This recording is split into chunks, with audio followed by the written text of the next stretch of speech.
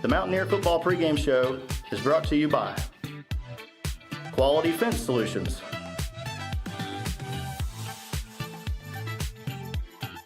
HSI Land Development, Max Baxter Roofing,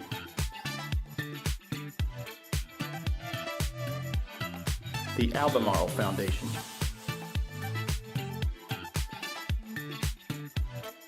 Bridges Hardware,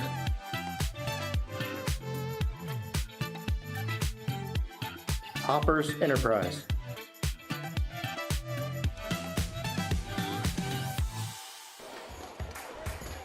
and welcome to John Gamble Stadium, and it's Senior Night 2023. I'm Drew Fulton along with Craig Short, Lamont Littlejohn, and Jeff Johnson.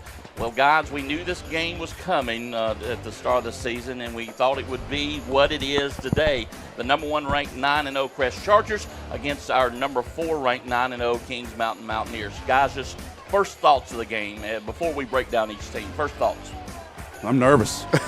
Think it's going to be nervous anticipation. I'm Right. not nervous about how we're going to play. Exactly. It's cool, man. We know this is basically a playoff atmosphere because this has a bearing on the playoffs.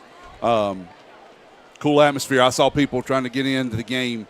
First time I've ever seen that, I think, backed up all the way almost to the field house from the front gate. Go ahead, Lamont. Oh, listen, I concur with everything you said. This is a playoff atmosphere type game, and I think both teams are ready. We're ready. Like you said, it's just anxious, nervous anticipation for the first kickoff, and I think once you get through the first couple series, we'll be ready to rock and roll. Yeah. Well, guys, we'll talk about what's coming up with both teams, and of course we have all the senior night activities coming up. It's the Mountaineer Pregame Show here on KMHS Sports, a presentation of the King Mountain Touchdown Club. Stay with us; we've got more to come. The pregame brought to you by Quality Fence Solutions, just down the road in Bessemer. See all your fencing needs. HSI Land Clearing and Development. Bring your foundation and your building your foundation and building the environment. Max Baxter Roofing, serving the Carolinas for over 34 years with top quality residential and commercial roofing, and the Albemarle Foundation. They believe in growing the good. Bridges Hardware, no need to go out of town for all your hardware needs. It's right here in Kings Mountain. And Hoppers Enterprises, the dealer that knows that life happens, and they'll give you a second chance. Stay with us. We've got more Mountaineer Pregame to come. The Mountaineer Football Pregame Show is brought to you by Quality Fence Solutions,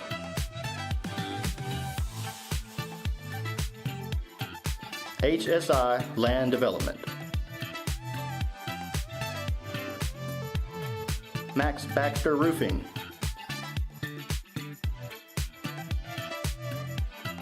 the Albemarle Foundation,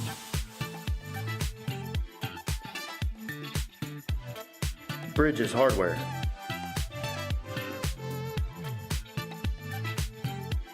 Hoppers Enterprise,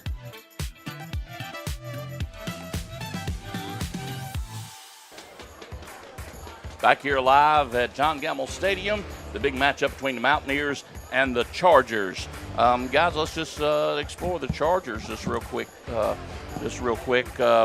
Chargers, they have named this season their Revenge Tour, and so far that's kind of lived up to their name. They've outscored opponents by a 4-touchdown margin, largely due to their starting quarterback, number 1, Matavius Husky. He is 5'11", 185-pound senior with wheels for legs. I'm going to tell you, 151 of 205 passing, 2,700 yards, 56 carries, 320 yards on the ground. He's thrown for 34 touchdowns, and he rushed for another 3.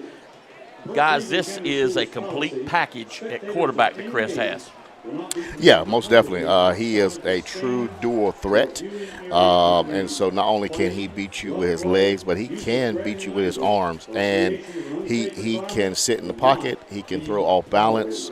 He can do some Lamar Jackson type of stuff and get out of jams and then find his receivers downfield. What he does really well is he keeps his eyes down the field. And so he is the total package. I think we did a good job with him last year in the first half. We let him a little loose in the second half.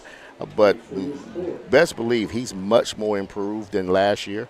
And, he's a dangerous dual threat. When Husky puts the ball in the air, he's looking for one of these three guys, number 2, A.J. Adams, number 3, Malachi Addison, and number 6, Javarius Green. They both have caught most of the passes, and I'm sure we're going to see a lot from these guys, especially number 6. Oh, most definitely. Well, I think that Green, we limited him last year. He didn't have not one single catch. Don't think for a second he didn't have this game circled because, again, he did not get a catch against us last year. We did a real good job against him. And so I know that he's going to come out focused and determined to really make and put a mark and put a stamp on this game. Well, we've said all the good stuff. It says that everybody's got a weakness, and the Chargers have one too. When facing opponents with a winning record, they have given up at least 35 points. A lot of those points, that's a lot of points to give up to a good team. Right. I agree. I think they are, 30? They've given up at least 35 points a game. I think that's the average. And so, and of course, Coach Wilson knows he's going to be tested with the run. He went against this every day in practice for the last couple of years, so he knows Kings Mountain run game. And but I'm sure he has some tricks in his bag to try to stop it.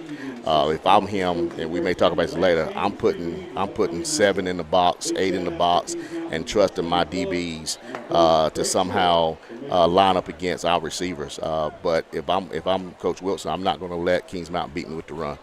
Craig, you've been awful quiet over there. Yeah, I'm just listening. I'm sorry. I agree with everything you say. I'm watching Crest warm up. I think that, first of all, to what Lamont said a minute ago, the revenge tour, I don't know what they're trying to revenge. I mean, they had a great year last year. It's not like they lost the state championship or something. I think that's a little bit overplayed, if you want my opinion. Maybe it was against South Point. Maybe it was the South Point. Yeah, it might be.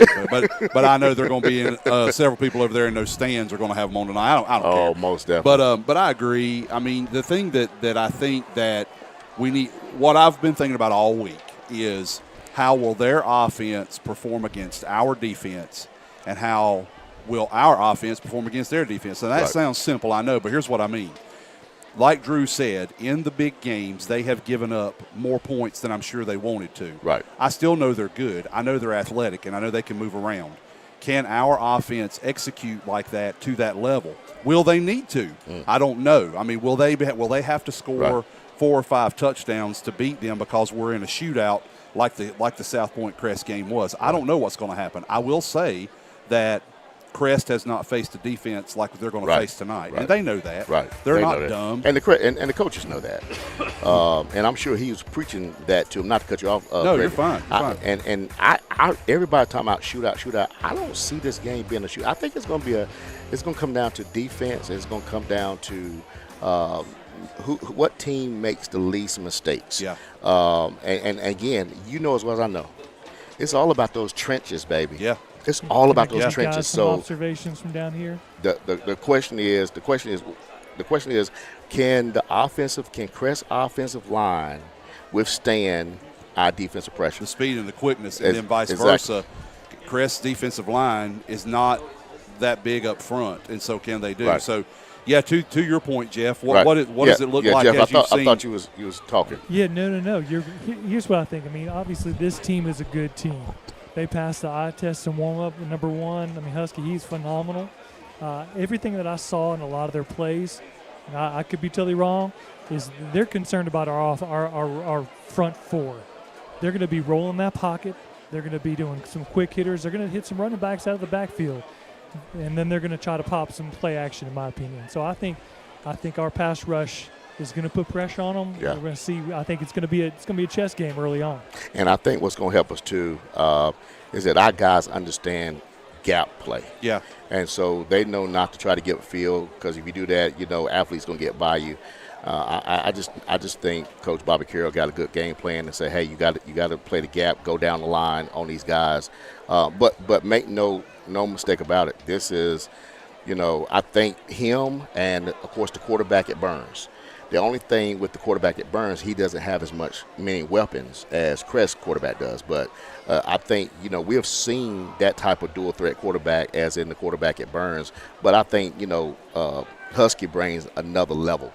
Well, he does, but to Jeff's point, too, on that, I think if that's what they do and they try to move the pocket a little, I think that's a huge advantage for them, and that can give us some trouble. It can. We're athletic and we can get out there, but you guys know like I do, if you stretch it and you roll and you move your quarterback and he is mobile anyway, if he's rolling out to look for a pass or to try to dump it short or long, then he is still a threat to run.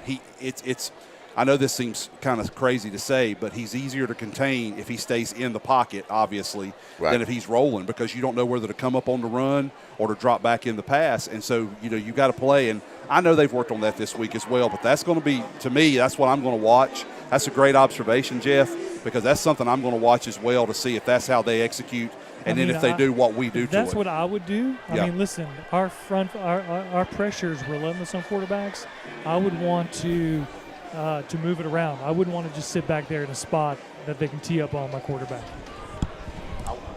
Well, guys, let's take a break. When we come back, we're gonna have some senior night activities. So stay with us. We'll see the senior night activities, and then we'll come back and we'll break down Kings Mountain and talk about other games going on in the night.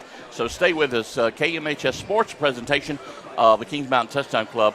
It's Mountaineer pregame. Stay with us. We'll be right back after this. The Mountaineer Football Pregame Show is brought to you by Quality Fence Solutions,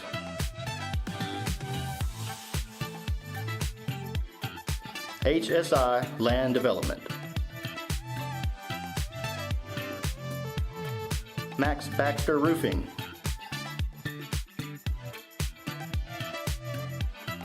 the Albemarle Foundation,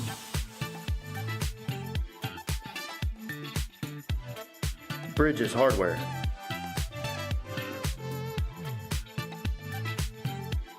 Hoppers Enterprise,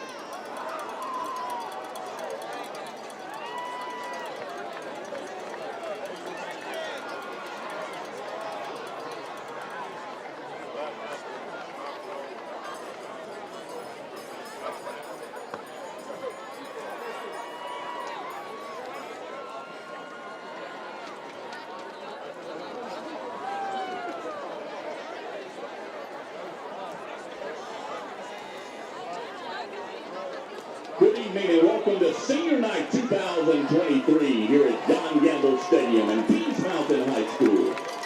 Tonight, let's celebrate our senior athletes, starting with the athletic trainers, Miss Gracie and Gretchen Hopper. Gracie and Gretchen have been escorted tonight by their mother, Stephanie Hopper. Both Gracie and Gretchen have been athletic trainers student aides at Kings Mountain High School for 2 years. Gracie plans after high school to attend community college and earn a nursing degree. Gretchen, post-graduation, plans to attend nursing school. Gracie's most memorable moment is sitting on the sidelines at a football practice just talking about life. Gretchen's most memorable moment is doing her famous sideline dance. Riley Powers. Riley's escorted by her mother, Sherry Powers, and her father, Scott Powers. She has been an athletic training student aide at Kings Mountain High School for 2 years. Riley's plans after high school is to attend college and pursue a major in elementary education. Her most memorable moment includes a lasting relationship she's built through the athletic training staff. And now our senior cheerleaders. Adria Bean Phillips.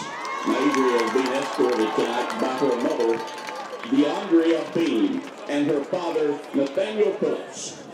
She's a member of the cheerleading squad at Kings Mountain High School for 4 years. She plans after high school to attend a 4-year university and major in business and marketing, while also starting her real estate career. Her most memorable moment was beating Shelby her sophomore year, and the whole family did not want to talk to her because they were all Shelby alumni.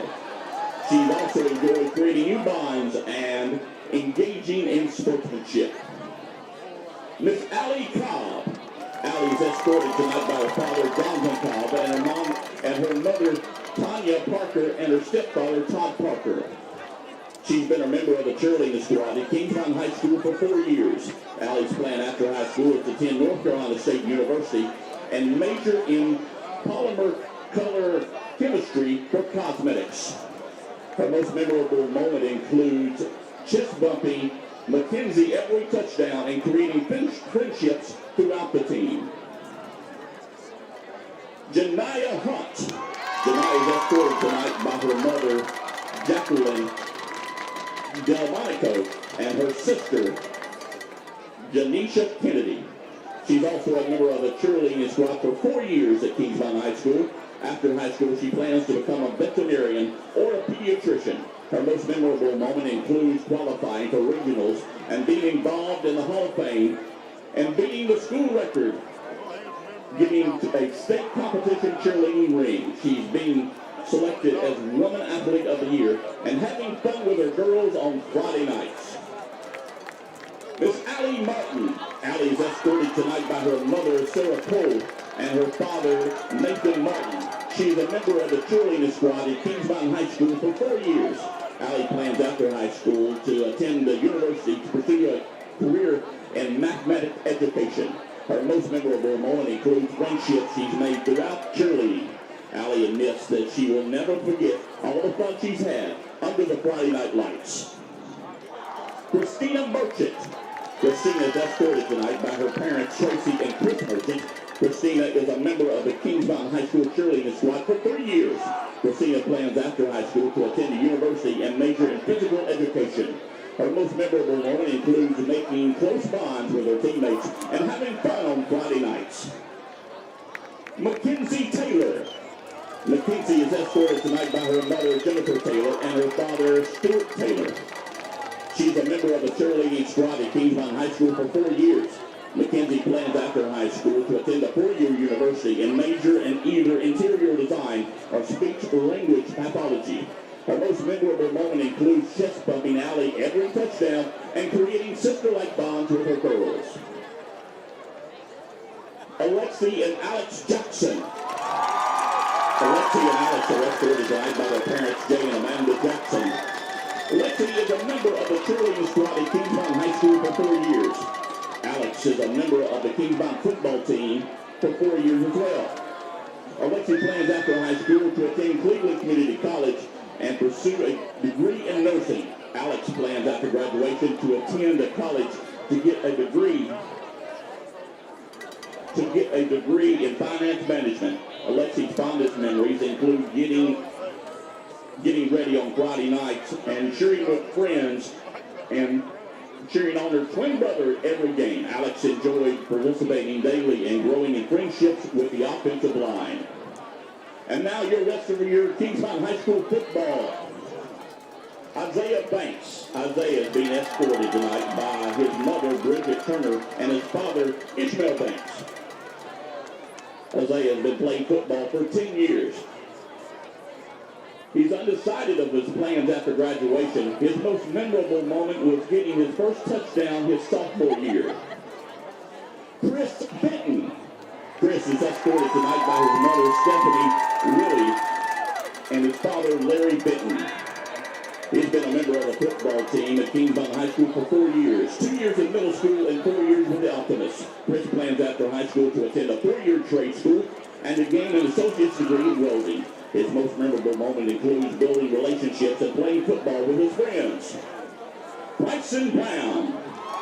Bryson is escorted by his mother and father, Shondinette and Rodney Brown.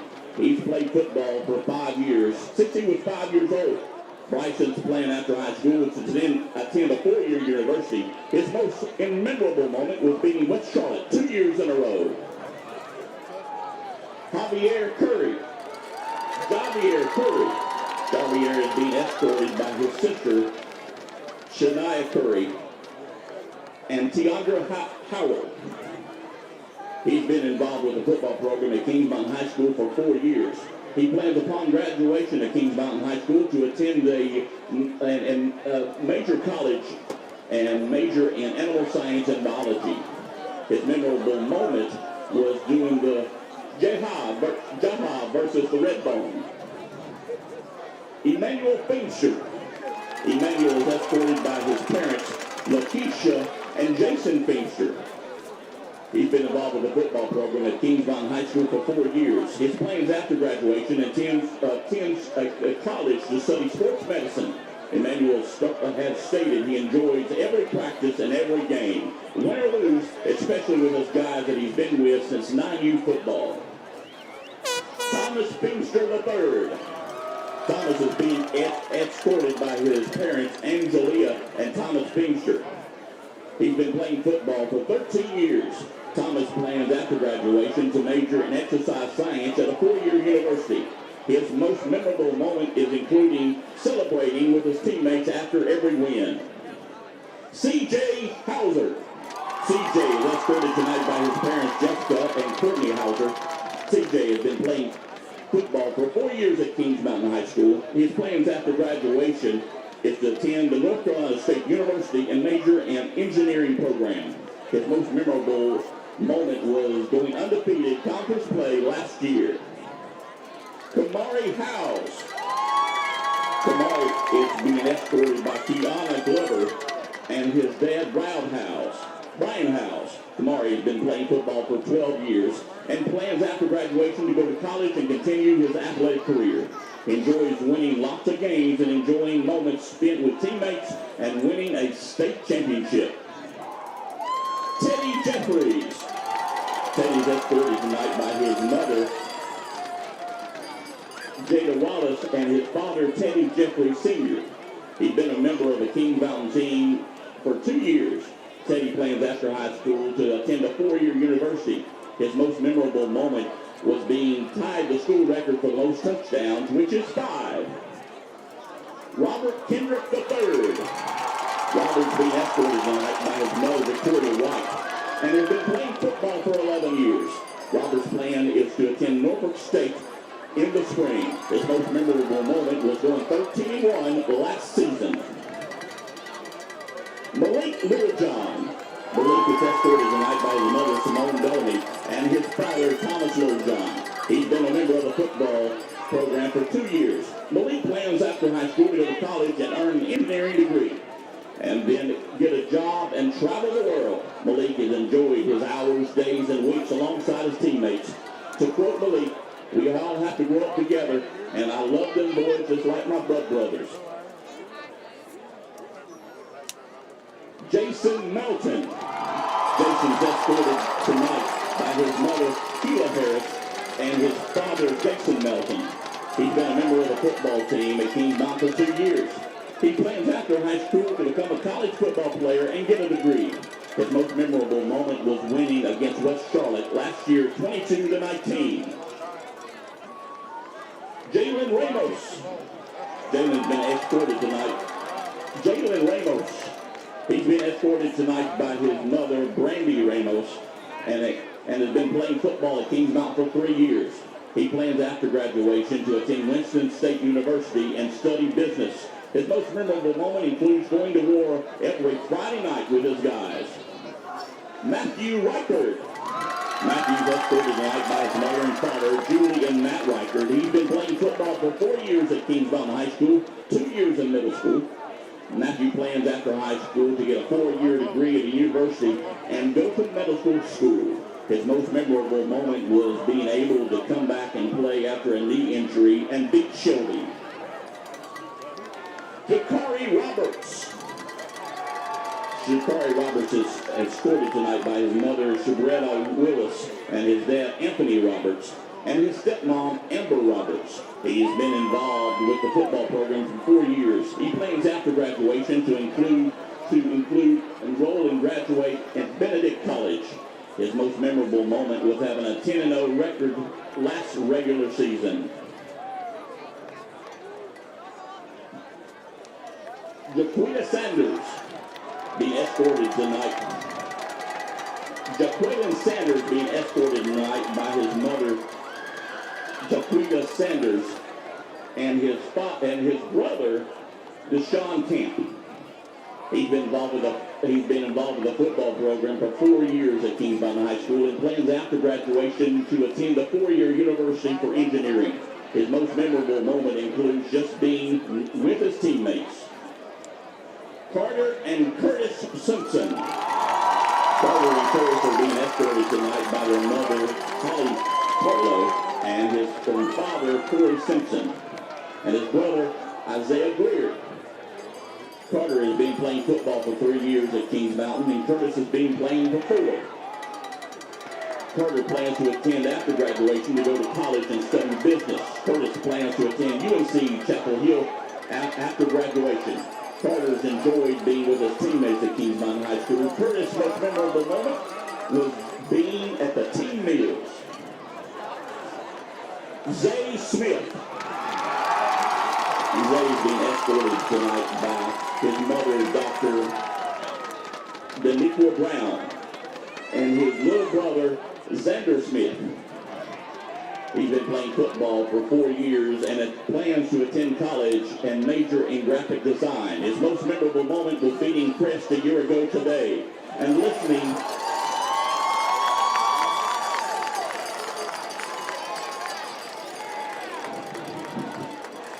Tristan Spikes. Tristan's been escorted tonight by his mother, Tamika Anderson, and his father, Robbie Spikes. He's been playing football for 5 years. After graduation, Tristan plans to attend a 4-year university. His most memorable moment includes playing football with his brothers. Rodney Unash. Rodney's being escorted tonight by his mother and father, Laura and Matthew Unash, and has been playing football for 11 years. Rodney plans after high school to pursue a degree in electrical engineering. His most memorable moment was catching a touchdown pass against South Point to tie the game. Micah Ward. Micah's being escorted tonight by his parents, Myra and Kenneth Ward. Micah's been involved with the football program for 4 years. After graduation, he plans to attend a college and earn a bachelor's degree in business. His most memorable moment includes friendships with all of his teammates. Kendon Zolo. He's been escorted tonight by Teresa and Shane Zolo. He's been playing football for 4 years and plans after graduation to attend a college and enter the medical field. His most memorable moment is breaking the passing record and grinding throughout the years. And that is your 2023 Kings Mountain High School Athletic Seniors.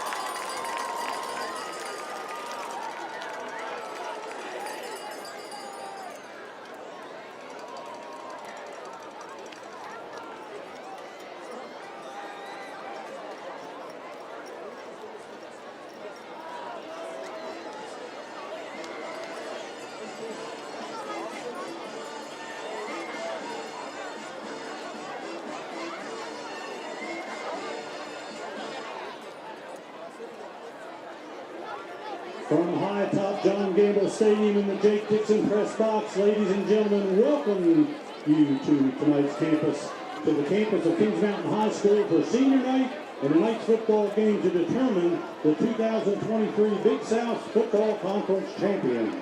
Tonight's game features the Chargers of Crest High School under the leadership of Coach Jim Sosby and your own Kings Mountain Mountaineers under head coach Strait Herring.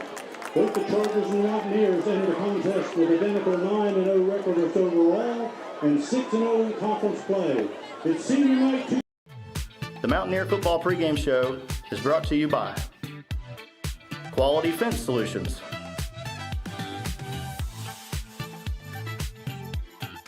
HSI Land Development, Max Baxter Roofing,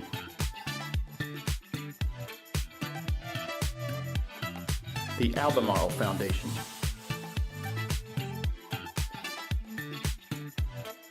Bridges Hardware,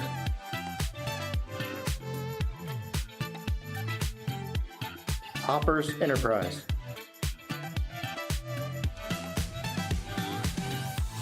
Everything looks good. All right, back here live at John Gamble Stadium, about 21 minutes till kickoff. Guys, let's continue with the pregame. The Mountaineers come into the night 9-0, just like Crest. However, Kings Mountain's had to kind of earn it the hard way. The Mountaineers' offense has started slow occasionally on a few games, but they found ways of putting points on the board, whether it be offense or whether it be defense. You know, we started the season with 3 different quarterbacks, 3 different styles of playing the position. Number 18, Zolo's been the main field general. He's pulled the Mountaineers out of the fire more than once. He's 75 of 134, 940 yards passing. And the Mountaineers have really been getting the job done on the running game. You know, it's not been the quarterback like it has been. Number 21, Teddy Jeffries, he goes down at the start of the season. So you bring in number 32, Josiah Hill. Then we shift to Agent Zero, Robert Kendrick. Teddy Jeffries comes back last week, but he only made 3 carries in the Ashbrook game. My question is, who will get the lion's share of the carries tonight for the Mountaineers? Now, wait a minute. I set this up. Who's going to get these lion shares? Will it be Josiah Run You Over Hill, Secret Agent Zero, or Teddy the Grizzly Bear Jeffries? Wow, he's been waiting a long time to bring all that out right there. I just have 2 words. I have 2 words. Yeah. By committee. Yeah, I think so too. By committee. I think so too, because they all do something different. Yep. Drew, you just said it. He does, like Josiah, as I've said all year, he seeks contact. Yep. He likes it. Yep. He runs fast to it. He runs fast through it. Right. Robert is a power, finesse runner together. Teddy is more jitterbug, fast. He's strong too, but I'm with you. I think that Lamont, I think you nailed it. I think it's going to be a dose of all of them. Right. But I will say this, because this is what we've seen in the games. If one of them's got a hot hand or 2 of them are hotter, they're going to save them and let them go. Because I'll tell you another thing, the way we know that Crest throws the ball, right, they're probably wanting to use Robert a lot more on defense. Yep, I agree. We've had to pull him off of defense while Teddy's been hurt. Right. So it may be that Robert doesn't get as many totes as we would think. Right. Because of the defensive side. Well, my philosophy is I don't think we'll see him at all on offense unless it's later in the second half and they've got to have it. That's a good point. You may be right. That's a good observation too. Yeah. And I do believe that they want to run the ball, test that Crest defense, because we know they're getting a lot of yards and points, and try to keep that Crest offense off the field. Yeah. So I believe we're going to try to manage the game. I know that Coach Strait them is telling them, listen, no turnovers. Let's be smart. No crazy penalties. Just manage the game, and let's have long, successful drives. Yeah, I agree. Guys, let's just switch and talk about our defense right fast. This is the first time Crest has really faced a pressure defense like Kings Mountain, but this is the first time we've had to face a power offense like Crest. So you get the both teams, the best of both teams. Where does it tilt? I think it's going to tilt at the line. Let me put it this way. Yeah. If you had a team that had a offense like Crest, Yep. or a defense like Kings Mountain, which one would you prefer? I'd prefer to have a defense. Yeah, defense. Defense wins championships. Yeah, I would prefer to have the defense Most because I definitely. feel like I could find a way to score. Right. Because if we're only averaging giving up like 14 points a Right, game, right. So or less, and so Right. I'm thinking if I'm holding teams to that level, Right. then I can probably squeak out 21. That's right. Greg Lloyd used to always say, if you can hold them to 21 or less, we Right. can win. We can win. And Right. that was his philosophy, and I think Right. that's what they're thinking too. But I'm gonna Right. be honest with you, Drew.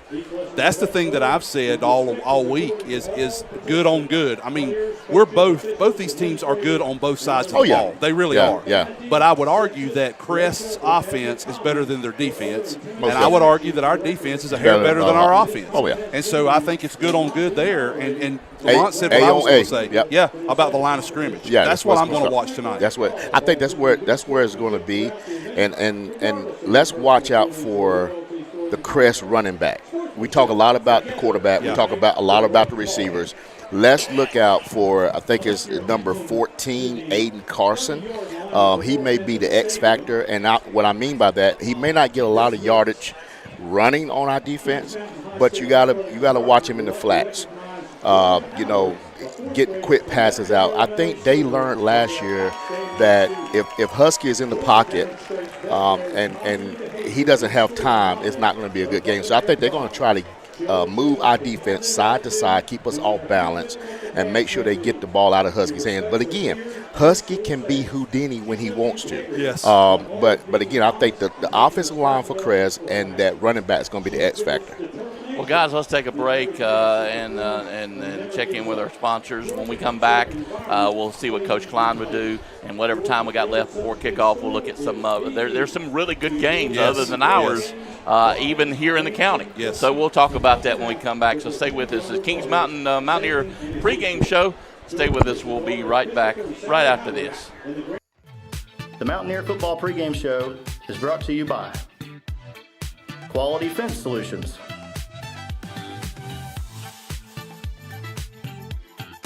HSI Land Development,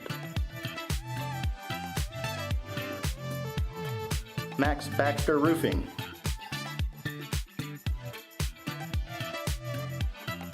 the Albemarle Foundation,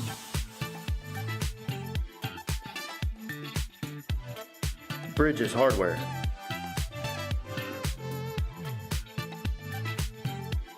Hoppers Enterprise,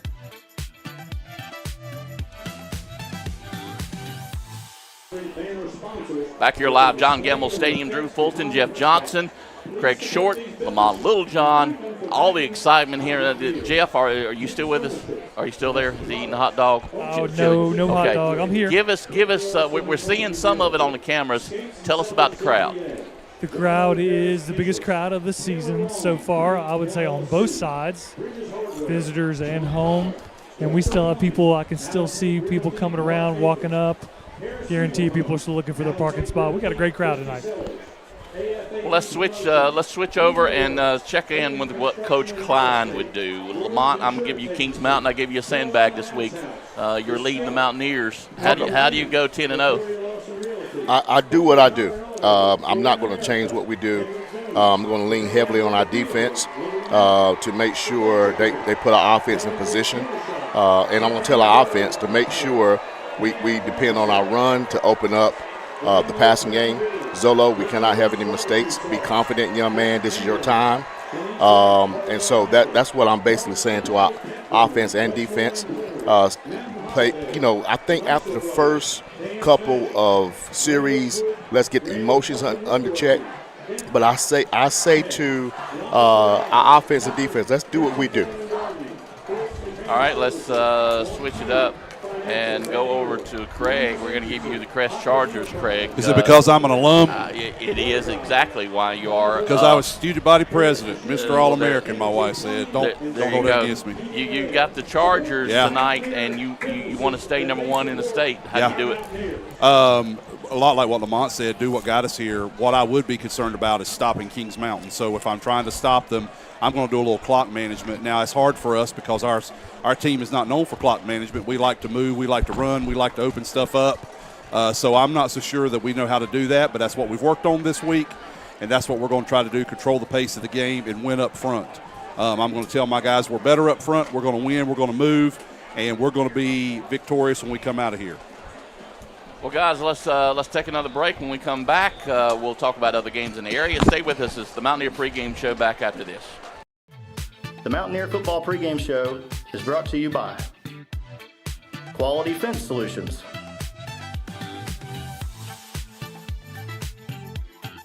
HSI Land Development, Max Baxter Roofing,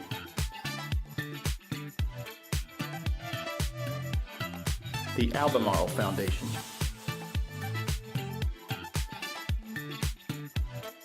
Bridges Hardware,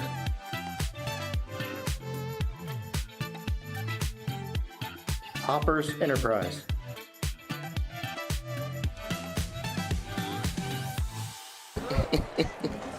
Did you not see how fired up they were when they Back came out here there? live at John Gamble Stadium and getting ready for the Chargers of the Mountaineers. A little background on this. This is the 49th meeting of these two programs. Overall, Kings Mountain is 16-31-2 against the Chargers, but we've won the last 5 out of 7. So that's got to mean something. Right. I would hope so. All right, let's look at some of the other games going on in the area as the band's marching around the field. Just in our conference, Forest View 1-8, Stuart Kramer 0-9. Will Stuart Kramer finally get their first win? I don't think so. No. I mean, neither one of these teams have got anything to play for right now other than pride. Yeah, I still think the Jaguars, because Forest View's been pretty close in several of their games. Right. Stuart Kramer's not. I'm going to go with the Jags. All right, let's go with the Battle of the Bell. Ashbrook travels to Hunter Huss, and if you remember last week, he told us to pack a lunch. Yes, he did. From Ashbrook to go to Hunter Huss. 3-6 is Ashbrook. Hunter Huss 4-5. Who do you like? I read today that Ashbrook right now is number 32 in the West as it stands before tonight. So that means they're trying to get in. A win gets them in. A loss doesn't. When you're playing a rivalry game and trying to get into playoffs, right, that might help. But seeing both teams, I think Ashbrook is better up front. Right. But I think Hunter Huss is better. I'm going to give the edge to Hunter Huss because they're at home. Yeah. It's a coin toss, but when you come down to that Huss and Ashbrook game with the Bell, I'm giving it to Huss. They're going to be fired up tonight. All right, North Gaston and South Point both tied at 5-4. Both these teams hope to get in the playoffs. How is South Point's quarterback? Is he healthy? I think he's healthy enough. Okay. I mean, I think he's playing. Yeah, I give a nod to South Point. I think this game will be over in an hour. Yeah. They both run the ball. Exactly. It's going to be the fastest game of the night. Exactly. They don't need – I mean – Exactly. I just think South Point is just better. I just do. And they got a chip, too. They know – and I'm telling you, can you imagine them going into playoffs as a number 22, 25, 28 seed? I don't want to see them. Oh, my God. All right, we talked about the Battle of the Bell. Let's talk about the Battle of the Belt. Cherryville travels to Bessemer City for the Yellow Jackets tonight, and if I'm not mistaken, Bessemer City owns the belt from last year. Yeah. Will they be able to keep it? I do believe. I think so. Yep. I do. I just think they're better. And, Shane said something a few weeks ago. They're trying to win, their number 1 seed for 1A. So they're playing for a little more. Cherryville's in the playoffs either way. Right. I saw that in the Gazette today, which is really ridiculous because 1A that's ridiculous. Exactly. But Bessemer's better. Yeah.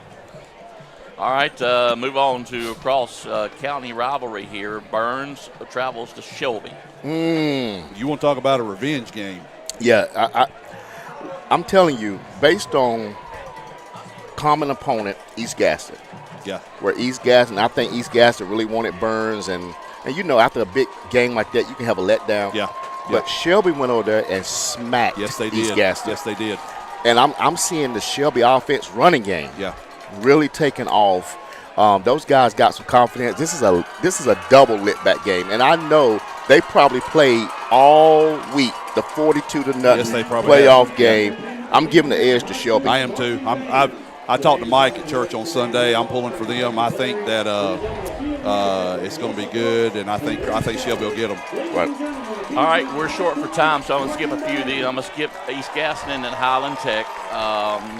Bunker Hill at Vandy's. Bunker Hill's first time they won the conference in many years, so good job to them. This one may be interesting. East Lincoln, they've stumbled a little bit lately at North Lincoln. Rivalry there. East Lincoln West 7-2, North Lincoln 6-3. I just don't think North Lincoln's good enough. No. I think that 6-3 record's a little inflated because of the conference. Right. I think East Lincoln's better. I think they beat them and beat them kind of easily. Yeah, I'm the same way. I think East Lincoln get this one. Another game that has playoff implications for us, possibly.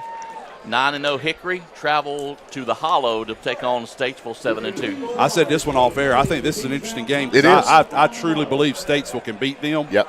I don't know if they will. Right. I think they're at home. They're at home and they're good. So yeah, I still get the edge to Hickory. Yeah. Me too.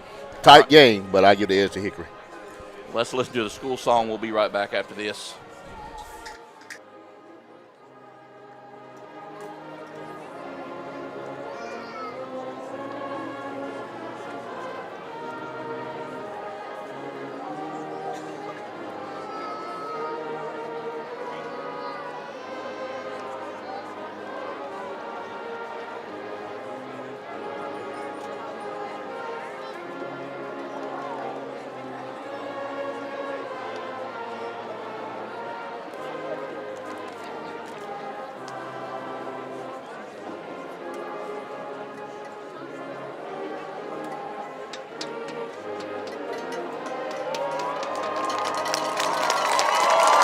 Let us pause for a moment of silence to reflect on the blessings God has lavished on each of us and to remember the life of Becky Sissom, an employee of the Kings Mountain District Schools for over 30 years and a 50-year season ticket holder and avid Mountaineer football fan.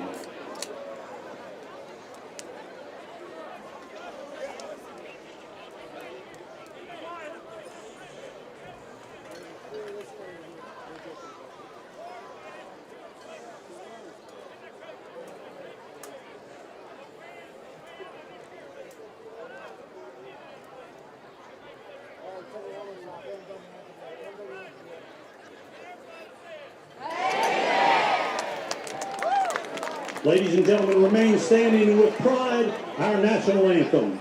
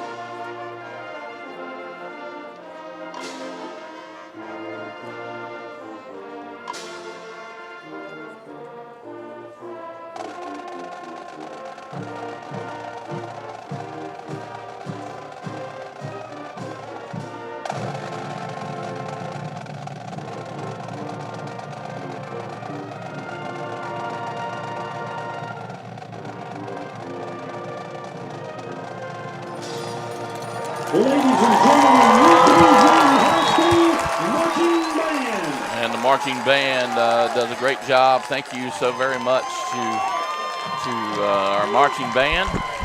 Always do a wonderful job here at Football Friday nights. Hey, I do want to give a shout out. Our T-shirts are being launched tonight in the crowd, sponsored by Lewis Nance and Dent Ambulance. The rally towels that the lucky people got when they come into the gate tonight, sponsored by Brittany Austin with Hewitt Realty, Ben Engel on Q Financial, and Stephen Ray with Farm Bureau. And a big shout out to Big E's Barbecue for providing smoked ribs for the press box, and I got banana pudding too. So, but we'll talk about that later. Big E's, we'll talk about him later as well. He's available for any occasion, 704-734-7633. 4. All right, we got a couple more minutes. Let's mention a couple more of these games. Another game that came to mind that has playoff implications for us as well is Pisgah 7-2 traveling to North Henderson 7-2. Now, Pisgah looked unstoppable. They did play a big team out of Tennessee that they lost. And then I'm wrong. They beat that team. The ones they lost to was West Henderson a few weeks ago, and then they lost a couple weeks ago to Tuscola, which, of course, is their big rival, and it's one of those throw your record books out. So Pisgah making noise in the mountains, and so is North Henderson. I have I don't know, because I'm going to go with what you just told me, so I'm going to go with Pisgah. What do you think, Lamont? I go with Pisgah too. It's just I think they're just tough. They're too tough for them. I'm going for Pisgah. Lincolnton, they traveled to West Lincoln tonight. Lincolnton 4-5, still on the kind of the road to recovery to being an old Lincolnton team, but not quite there yet. West Lincoln, I see that cannon firing a whole bunch tonight. Rebels. Another rivalry, I guess could you call RS Central at Chase a rivalry? I think they're both in Rutherford County. Yeah, I think it has become that way over the last few years, but Chase has kind of owned the series. So I'll go with the Trojans again tonight.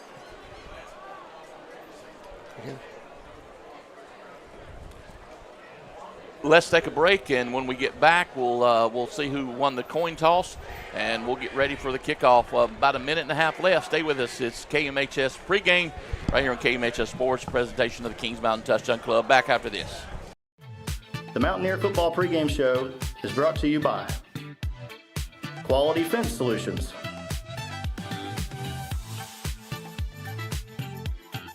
HSI Land Development, Max Baxter Roofing,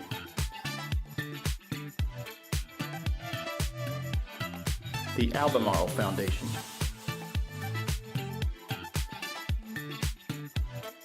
Bridges Hardware,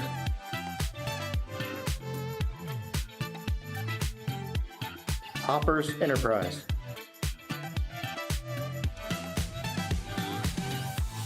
I got to talk about Drew. All right, back here live, John Gamble Stadium, getting ready for the Mountaineers to enter the stadium. And let's go ahead and switch the game mode as we get ready for the Mountaineers and the Chargers. Drew, got to add one more game. Coach Lloyd and the Starmount Rams tonight are playing in the Battle of the Bridge versus Elkin. That's a big rivalry for them. Coach Lloyd's trying to finish strong, finish 9-1.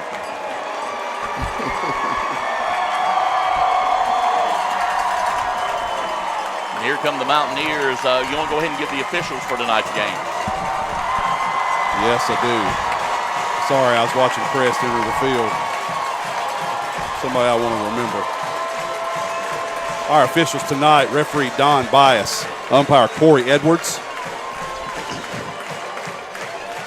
head linesman James Webb, line judge Charles Wisnett, back judge Lonnie Custer, clock Donnie Gidney.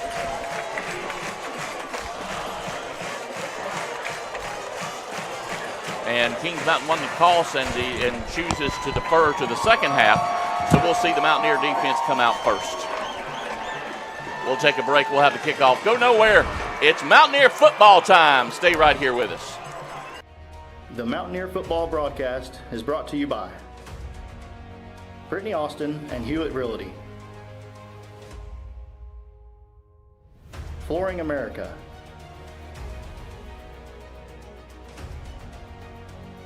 the venue at Turkey Ridge, Allen & Sons Construction, Dellinger's Jewel Shop, Butler's Outdoor Design, JWH Contracting,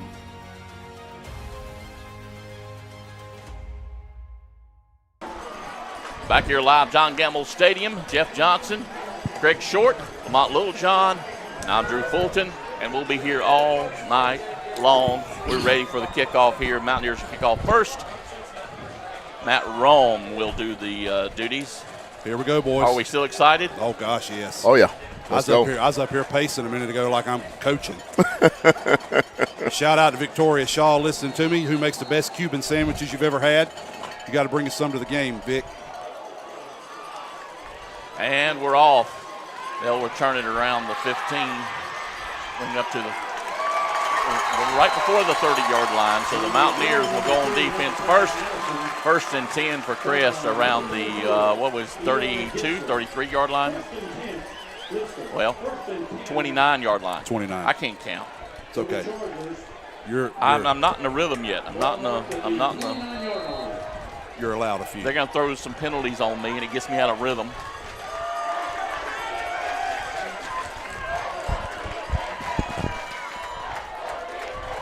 So Husky brings his guys a lot empty backfield as he starts this game off.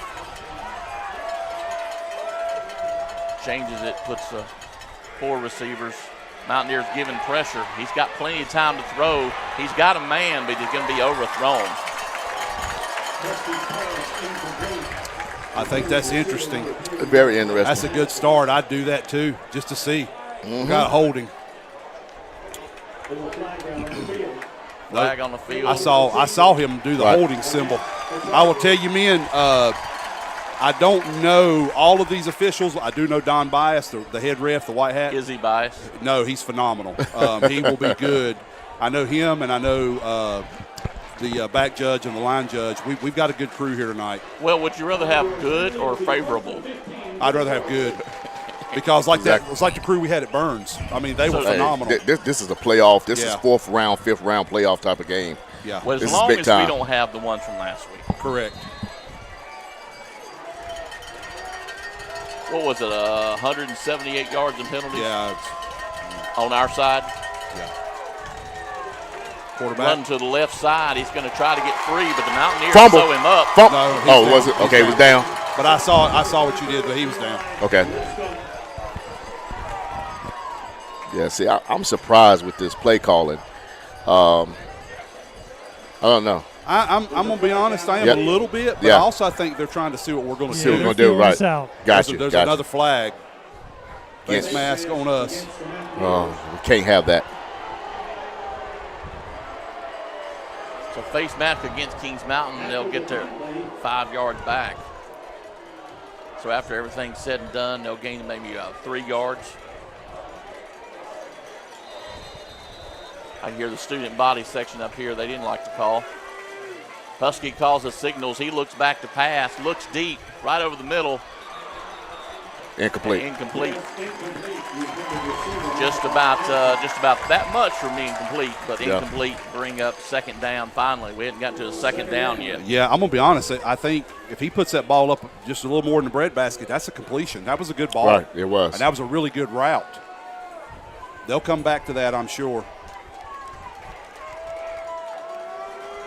Husky calls the signals.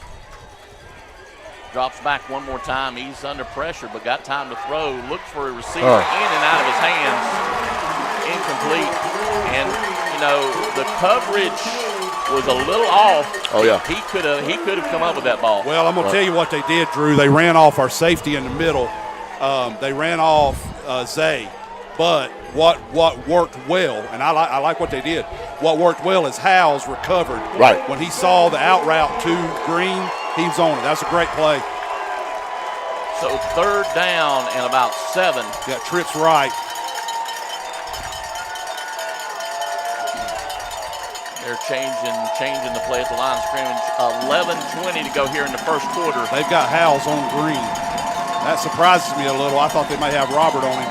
Or either Bryson. And he drops back to pass. Here comes the pressure. Throws it. That's a good ball. Yeah, it's a good ball. Yeah, Addison is one to watch too. He's been, I think, he may be his leading receiver that he goes to, his favorite target. He always go to the Green for the big plays. Good 7-yard pass play.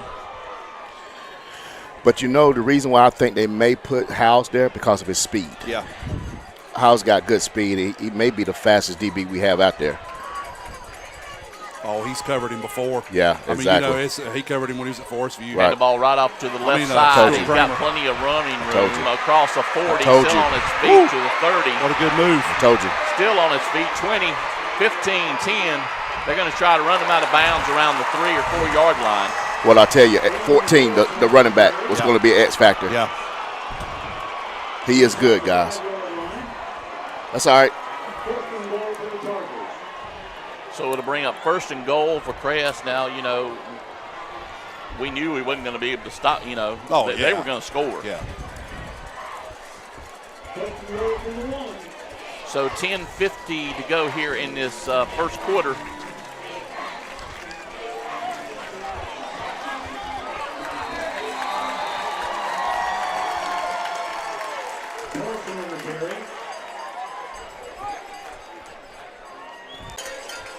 Husky changing his protection calls.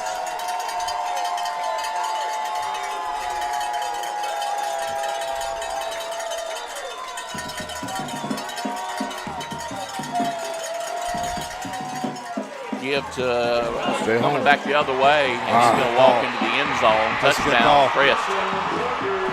See what they did right there. That's a great call. They used Green as a decoy going across, which they could give it to him like on a jet motion sweep, and they come back with a reverse. That's a good play. So Crest takes the lead, 6-0, 9:55 to go here in the first quarter. Senior night 2023.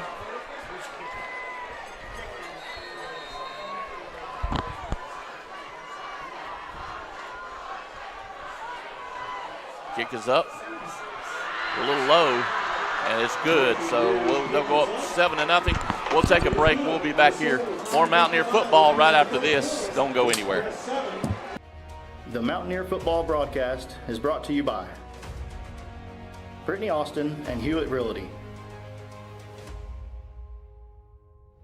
Flooring America,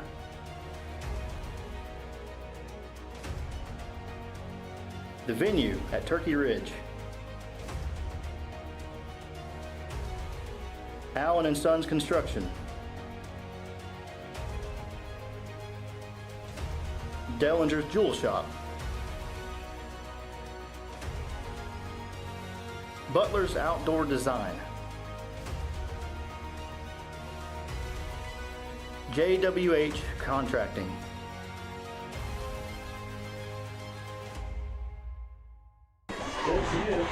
Back here live, John Gamble Stadium, 7-0. The Chargers lead. 9:55 to go here in the first quarter as we get await the kickoff here by number 76, Carson Greer, freshman, 5'10", and it left out his weight. He's pretty husky kicker. 220, 230 maybe? Yeah, he's a big boy.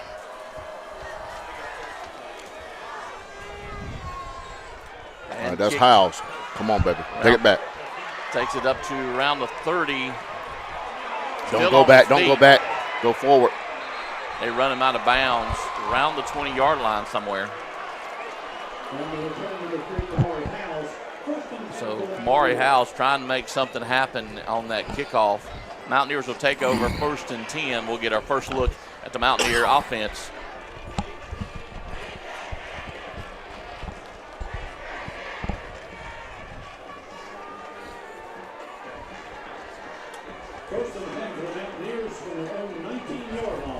Teddy and Josiah out there. Going in? No, Josiah's in the back. I was about to say, we look like we're going empty. He's split out. Yeah.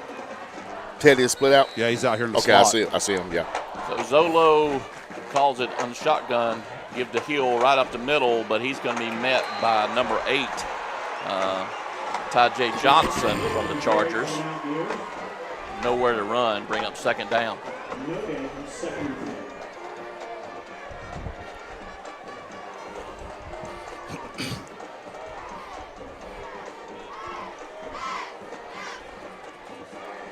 Second and 10 for the Mountaineers.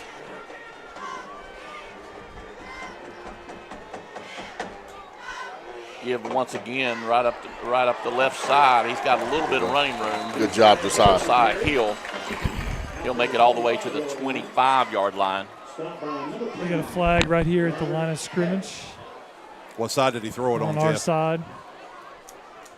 I don't know if we jumped early or they're offsides. flag down on the field. It usually decided he drops it over the usually line of us. scrimmage. It is against Kings Mountain. Well, 2nd and 15.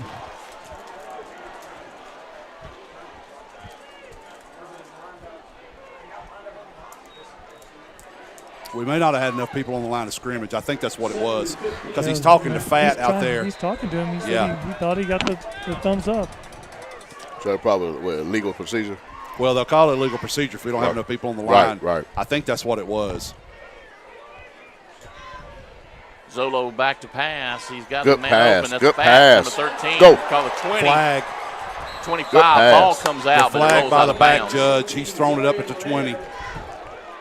Good ball. Good catch. It was, but we've got to see what this is.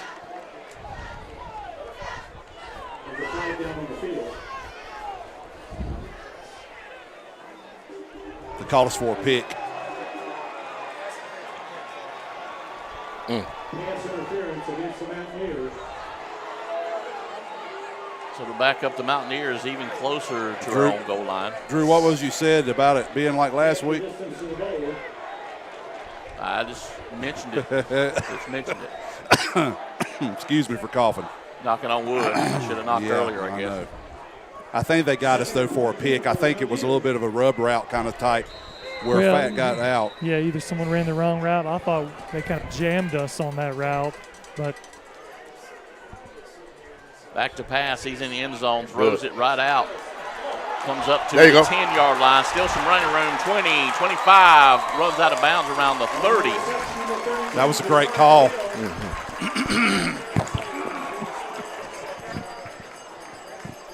looks like we're about 3rd and 1. Hey, that's a good recovery because at the minimum that's going to give our punt team something to operate with. Because if we can't get started this at first down. 19. Yeah. We got 31. Hopefully we get this. Oh, we're going to get it. Give it to Big JoJo. 3rd down play for Kings Mountain. Josiah Hill still in at running back. Zolo changing some protection right here and whistles. Timeout, Crest. Timeout, Crest. Crest will take a timeout. So we'll step away too. We'll be back here. More Mountaineer football. Don't go anywhere.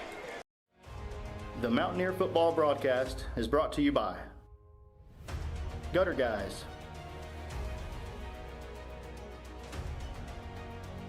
Innovative Pool Designs, Long Branch Land and Water, Christie Sellers with Allen Tate Realtors, Lickety Loos,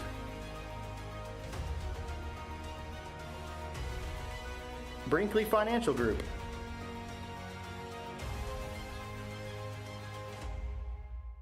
And drive. Back here live, John Gamble Stadium, Mountaineer football down 7, 8:28 to go here in the first quarter. Thank you so very much for joining us wherever you might be. We had some fans watching live the coaches show the other night. Where was it? Idaho. Mountaineers going for a big 3rd down. Give right up the middle. Josiah Hill. He's got some running room. And it depends on the spot. Looks good to me. We had a jumbo package in right there. We've not seen that yet. For a Mountaineer. We had extra linemen in the backfield, which is good. 30-yard line.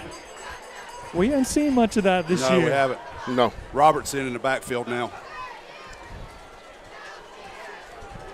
Mountaineers So still we all up going. there. It's amazing how they got Teddy spread out. That's neat. That's another threat because Yeah, he also has good hands. Exactly. He catches the ball well.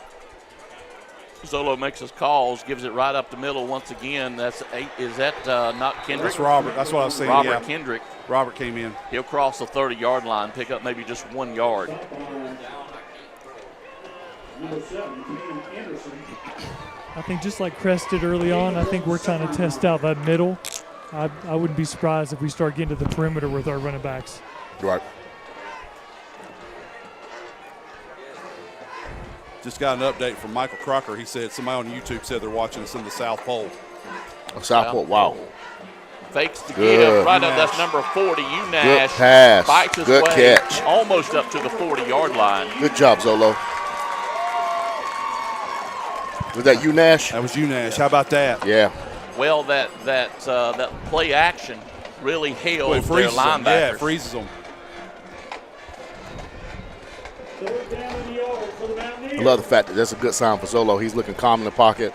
Those 2 good passes right in the chest. Another 3rd and short for Kings Mountain. Give right up the middle to Kendrick. He's going to get 1, 2, maybe 3, so that's a first down for Kings Mountain. And that's enough for another Mountaineer. I just said that, Jay. Jay's got to get with you, doesn't he? And it's gonna be again. But the crowd can't hear you, Drew. Oh. 6:46 to go here in the first quarter. I had some comments wanting to get the time clock back, and I made every effort to get it back this week. It just did not happen. So I'll keep working on that solution.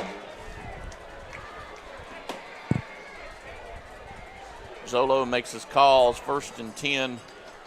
Fakes right up the middle again, throws it right over the middle, wow. and just this side of being picked off, so incomplete. Woo. Surratt almost makes the play for the Chargers. Yeah. So that may slow you down just a little bit. Slow your roll. Isn't that what the kids say? Right. Now you did. Is that what the kids say? That's what they say. Okay. It's kind of old school, but hey, Well, Drew's I'm old school. And the ball right up the middle again. He's got some big running Kendrick. across the 50 to the 45. Boys, I'm telling you, that was sprung right Yes, there sir. by Alex Jackson. Yes, sir. Just pancaked 77. Yep. Kentrell Degree. Jackson just made a great block inside to spring him. Good job. Now they're starting to sub out some Yeah. of their D-line. It's going to be interesting how this defensive line can take this pounding all night long. Remember, they got to have this all 4 quarters. I'm not used to them huddling up. I think Yeah, we're gonna use some clock. that's by design. Yep, That's right. I agree. Keep Crest offense off the field. Zolo again calls the signals, gives the ball right up the left side. That's once again Kendrick, the ball carrier. He'll scramble. I don't think he actually picked up any. They have done a great job on first down. 2nd and 10, 5:31 to go here in the first quarter. Thank you so much for joining us wherever you might be, whether it's 133 West, where there is just one more down at Kings Mountain Country Club, the American Legion. All right, good.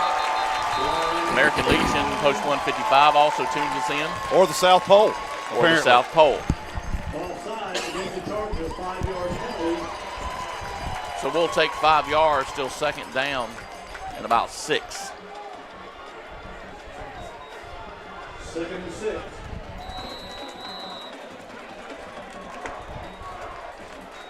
Check that, 2nd and 5. Zolo calls the signals. Heel back in at running back. He throws it over to Sanders, but just can't get free. Still on his feet. Yeah, if Quay would have turned it on the inside, the block was there. Yeah. If he would have went on the inside, he stayed outside. I think we've got a flag over here, though. They're conversing. Jeff, can you see that? Yeah, they're talking. And it sound, by the expressions, hopefully it's not going to be holding on us. They're calling it on us. Is that another pick play?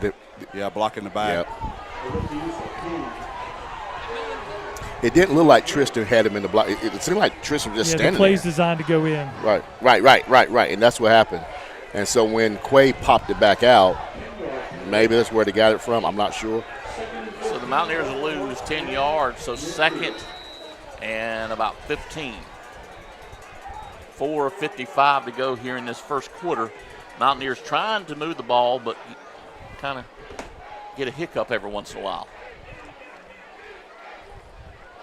Yep. Mountaineers pull the left side tackle, number 80, off the line, and I don't have a number 80. No, it's 30. It's 30. Yeah, it's Zyrian Jameson. What was that first name again? Zarion. Zarion. We'll call him Zy. And Coach Wilson took him out. Give right up the middle. Still got some running room, though. Josiah Hill. Got 5, maybe 6. Something we haven't talked about is Wilson as the defensive coordinator for the Chargers this year.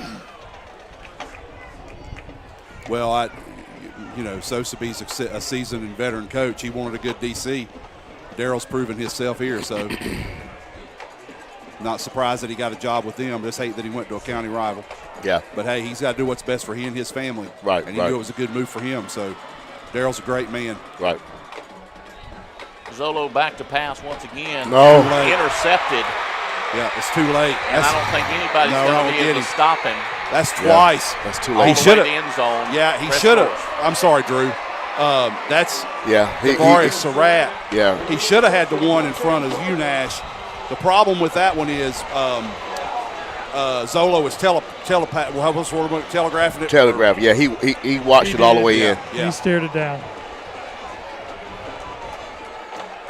We cannot let their defense score. No. Because their offense is good enough.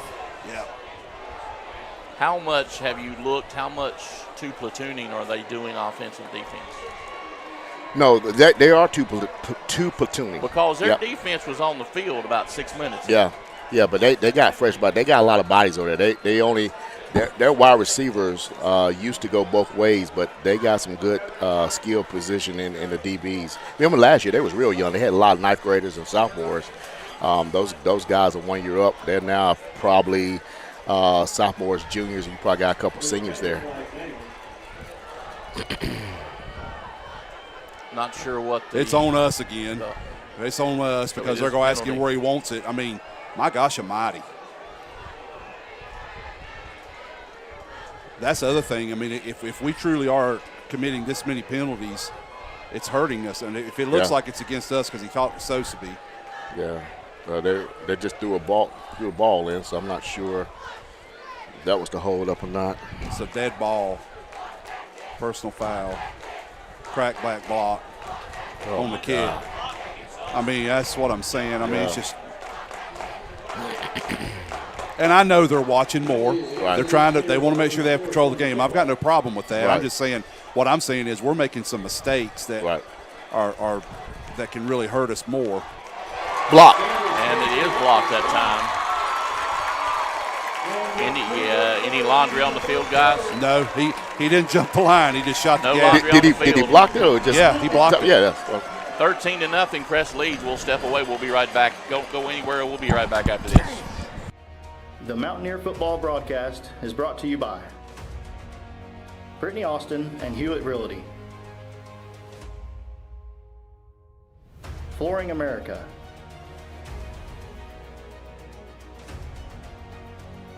The Venue at Turkey Ridge, Allen & Sons Construction, Dellinger's Jewel Shop, Butler's Outdoor Design, JWH Contracting,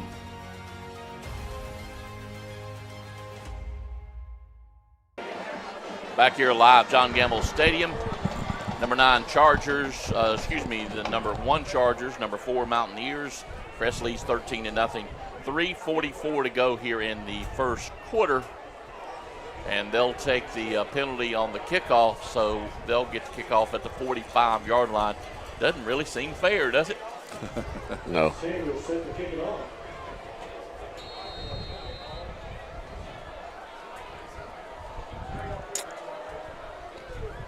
Greer will kick it off for the Chargers. It goes into the end zone, touchback. So 1st and 10 for the 20 for the Mountaineers. Guys, 13-0 deficit. What do you do from here? Just keep doing what you were doing. Just keep playing. It's still early. It's first quarter. There's no need to panic. We gave up a long run, and we threw in a pick six. I think we're good. Now we just need to go back down here. We got to go. We got to take this drive. This drive right here, I won't say is a clincher, but this drive is going to be so important for our confidence. I just believe it's not about the game. It's about our confidence. So I just believe, and about Zolo. I think we give him some little short passes. Let him again get his confidence. But this drive is going to be important for us. Zolo gives right up the middle to Josiah Hill, but he runs into a brick wall of Chargers, not able to go anywhere. Second down.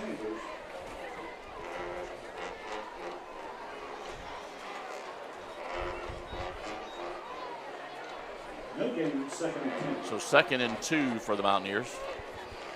Yeah, so far the Mountaineers have not been able to do too much on first down.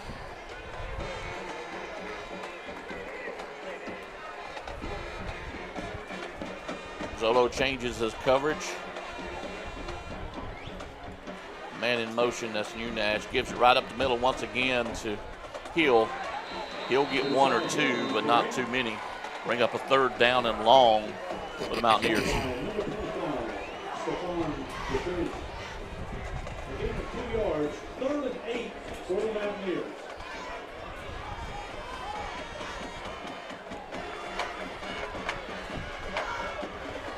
This game has started eerily similar to the one last year, just the other way around. Right, exactly. Crest has got some breaks, and right. We have it, and that's the way it started last year. Zolo looking for a receiver, finds one, intercepted once again.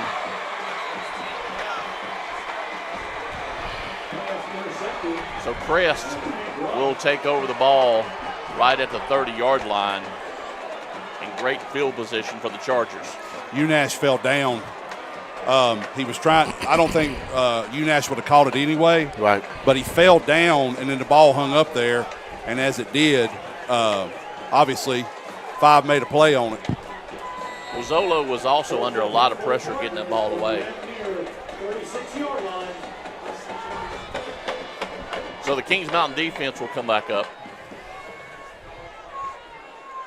Haven't seen the Husky offense here in a while.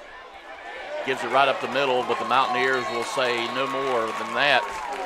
They'll push him backwards, bring up a 2nd down, 2:16 to go here in this first quarter.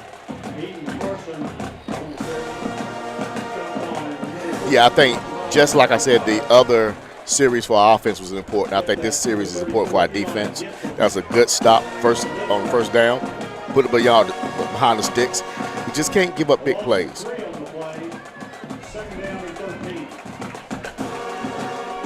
We need a big stop here. Husky calls his signals. Tries to bring the Mountaineers over the line of scrimmage, but no good. They'll change the play, and timeout awarded to the Chargers? Who took it? Chargers will take their 2nd timeout. We'll step away. We'll be back here. More Mountaineer football right after this. The Mountaineer football broadcast is brought to you by Gutter Guys,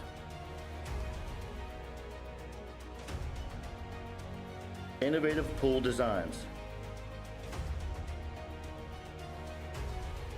Long Branch Land and Water, Christie Sellers with Allen Tate Realtors,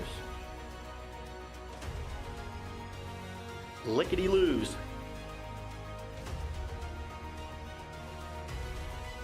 Brinkley Financial Group,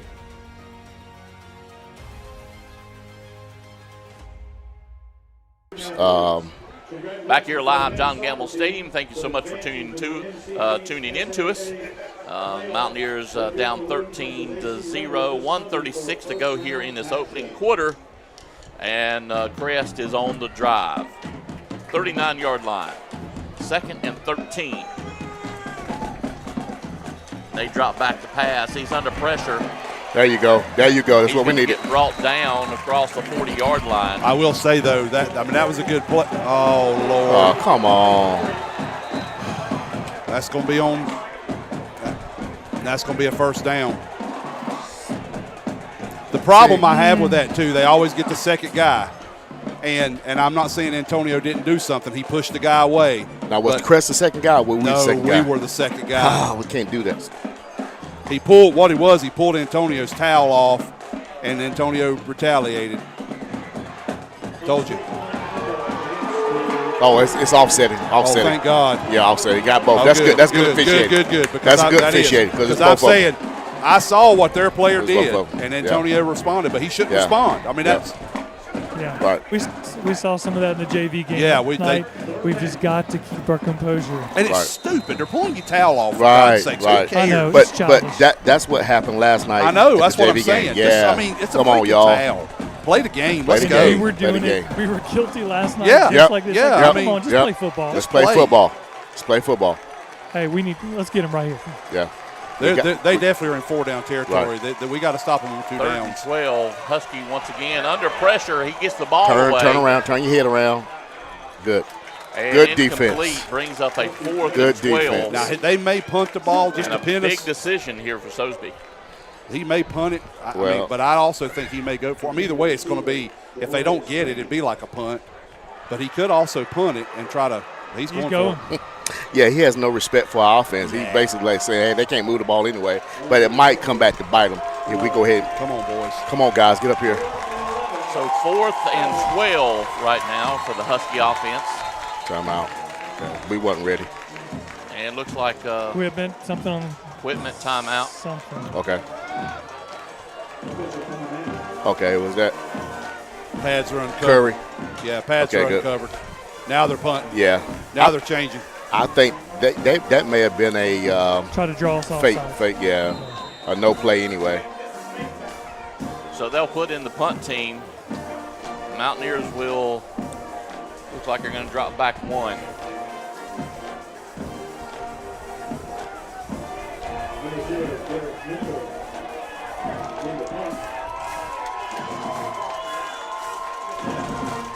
And to punt it away, he gets it off. Oh, It's kind of a low, Yeah. slow Shank. roll and Yeah. out of bounds. So the Mountaineers will take over 1st and 10 from the 22-yard line with 30.6 seconds left to go here in this first quarter. That's a great stand by our defense. Yeah, and I like what Antonio just did. He went to the referee just to explain and say, hey, I wasn't trying to, anytime you can talk to the referee and let them know what's going on, that's always good. Good job, Antonio. Unless you yell at him, it doesn't turn out too good. Exactly. I'm just glad they called it on both. Right, exactly.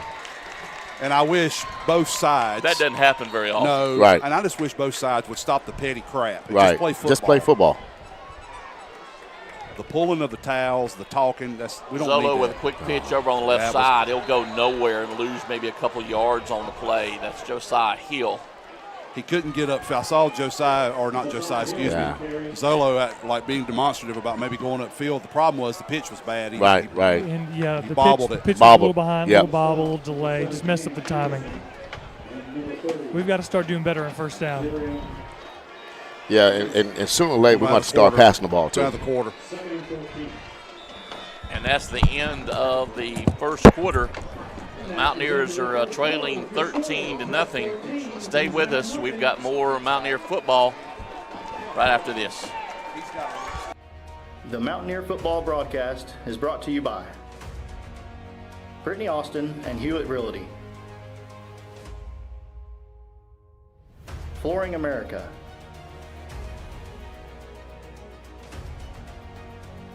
The Venue at Turkey Ridge,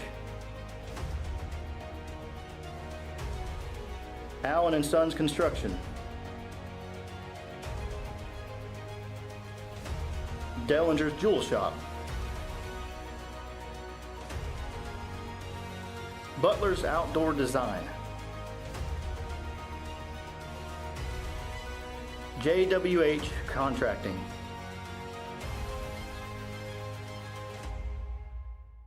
He's going to have to open it up. Back here live at John Gamble Stadium. Mountaineers trailing 13-0. But we've got the ball start the second quarter. Second and about 14.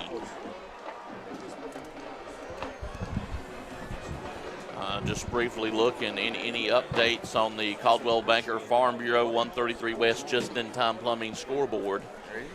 I think he's looking for some updates there. I'm sorry. I'm trying to get there's so many people in this stadium tonight. Our Right. Wi-Fi is not working. And so I've tried my computer 4 times. I went to go on my phone. My phone doesn't always update well. I'll do them in a minute, Drew. Let's see what we do. It's so good to see Jaden Gash out there. Yeah. I didn't know he was going to play tonight. Yeah, I didn't think he was. Hill still in at running back. He'll get the ball right up the left side. He might have gotten back to the original line of scrimmage. Not much more. Bring up a 3rd and long for Kings Mountain. He'll bring up 3rd and 11 for the Mountaineers.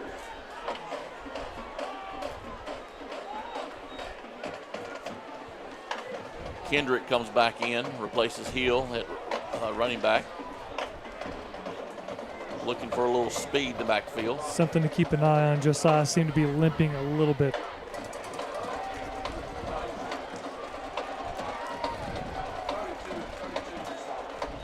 Zolo back to pass, under pressure, rolls out, tries to find a receiver.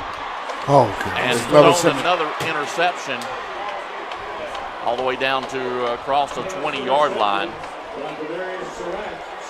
Surratt pulls down another one for the Chargers.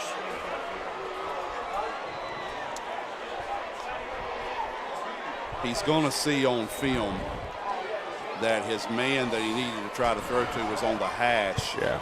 And he went back across his body into traffic.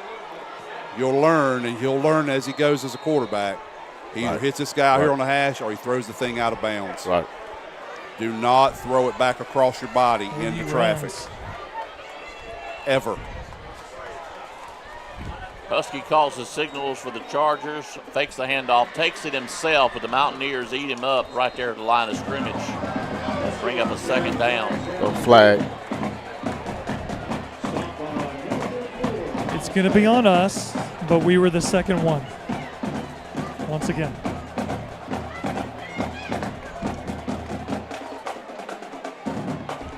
Yeah, we just need to calm down, see some tempers would not on let the go of the sideline. block. They sustained it. They kept shoving, and when we reacted, Both here we of go. us. Well, They're calling on both of us. that's telling. I like it. It's Yeah, telling both players. Yeah. The problem is, though, too, they got to be careful because, they start getting them. That's right. They get one more, either one of them, they're out. That's right. So is it 2 unsportsmanlike Yes. and you're out? Wow. Yes. Okay. Good. Yeah, to know. but these guys just need to play ball. All right, all the talk and everything on social media, just play ball. Well, we now know they're definitely in 4-down territory. Oh, most definitely. We got to have a big stop here. I'm not saying it's impossible to come back, but to go down 20-0, it's going to be a tall task. Husky calls the signals, gives a little Okay, it's on signal them. to his center there. Flag on the play. Delay. And again, Crest is not doing anything to us. We're doing everything to ourselves. Well, they haven't had to. No, exactly. I mean, they're not having to execute. Right. There's no pressure on them. Right. And then the problem is because of the mistakes we're making, Right. it puts undue pressure on us because you feel like you're scrambling. Right. Jeff has nailed it. I mean, the observation Jeff's made that is so accurate. We are having zero success on first down. No. And until we have success on first down, it's going to be hard Exactly. to sustain drives. Because we are continually behind the sticks. Yes. Officials get ready to, I believe, start play. And here we go. Husky once again will look to his sideline for a signal.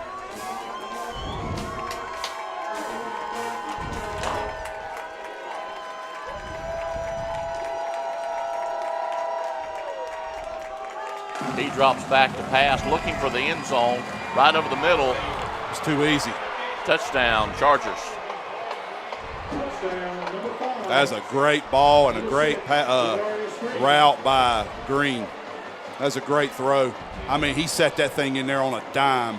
Yeah.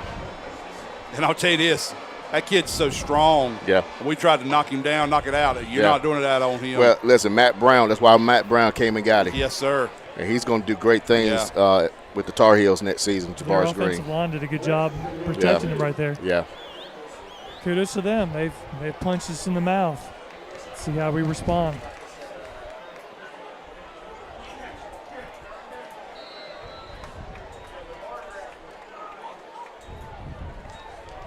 So they'll go for 2 right here.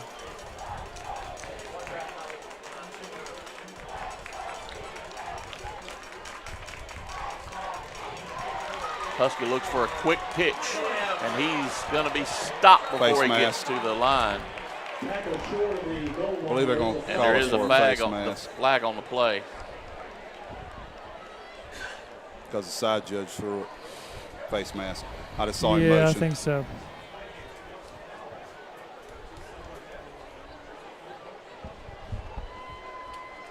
I think they might have been holding in their backfield.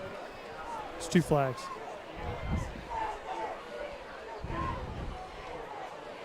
Coach talked the other day, about responding to adversity, and we brought that up, and how would they do? And I'm watching.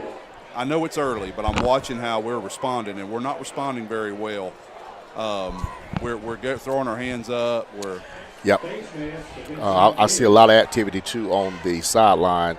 Guys going at each other. That's just not good. It's we're still early in this game. So there was 3 penalties called, 2 unsportsmanlikes and a face mask. And since those were dead balls, they'll offset, but they'll enforce the face mask. So really, we didn't come out any better for that. So it's half a distance to the goal for the try, and so I'm assuming he'll go for 2 again. As a result of the penalty, the ball will be placed half the distance to the goal. Only 1 timeout left for the Chargers this half. Kings Mountain has all 3. 10 minutes, 8 seconds to go here in this first half. Mountaineers down 19-0 at this point.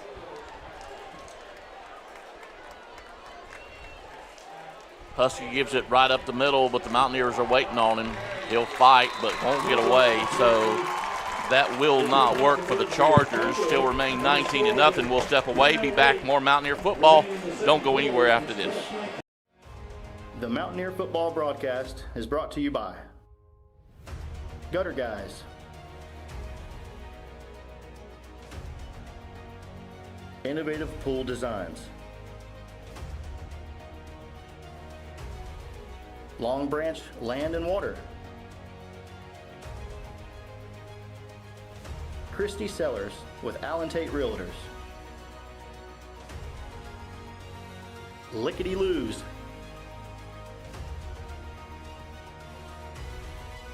Brinkley Financial Group,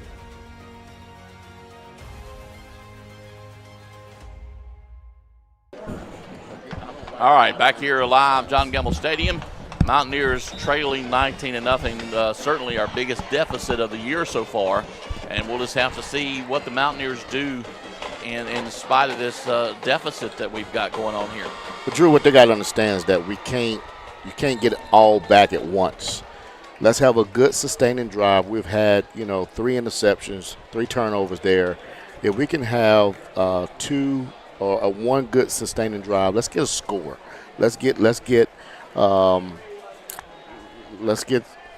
a little bit, because it's just flat. Like everything is flat, and guys are going at each other. Never like that. I don't like their body language. I don't like what I'm seeing. What are you seeing down there, Jeff? It's exactly what you say. Yeah, the body just flat body language. A little frustration. Yeah. A little surprise. Right. And we'll see if we can stay unified. Yeah, we just got to get it. We just got to take sustaining drives, keep chomping, and hey, we just 3 scores down, y'all. That's not impossible. It's exactly like last year's game. I'm telling you. Right. It's just reversed. Right. They got all the breaks so far, and they've capitalized on them. Mountaineers, right. That's Zay Smith with some. No, that's Kamari House. 40, 50, still on his feet. Still on his feet. He's got a block or 2. Good job, Kamari. Are there any flags behind it? No flags. All right, that's what we needed. So the Mountaineers. That's what we needed. That's what we needed. With a great run back and puts a little life. Kamari House can fly. That's what we need. Special teams. Well, I'm going Special teams. I'll mention this is more of a truth about football than any other statement I can make. Right. Football is a game of momentum. It is. Once you let the team have it, they keep it. Right. You got to do something to get it back. That's what I was trying now, whether that's enough to get it back, I don't know. Well, listen, it's a start. We're not going to get it back all at once, but we need to score here. We have got to score. Zolo hands it up to the left side. That's Josiah Hill. He tries to run over somebody. That's Mitchell on the tackle. Alex Jackson just absolutely pancaked the kid. Here again, we're going to need to do better than 3 yards on Yeah, first down. yeah. I don't even think we got 3, did we, Jeff? Yeah, I see him yes, moving right now. Yeah, He moved the box late. almost 4. Well, that's actually average. better Yes. than we Oh, that's have good. the first, Yeah. That's first good. Yeah, that's good. so far. You get me 3.5 yards every clip, we're going to be all right. Yeah. So Hill still in at running back. Zolo comes with 3 receivers, tight end package. He hands it all. He keeps it himself, runs it to the right side. All right, Zolo. And a big Gain right at the first down marker. There you go. It was a good block. I like the call.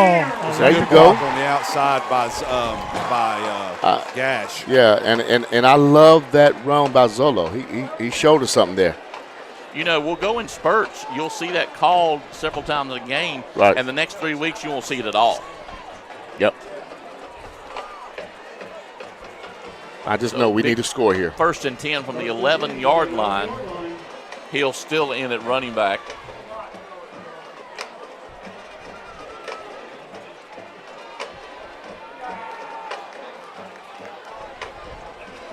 Changes the signals right quick.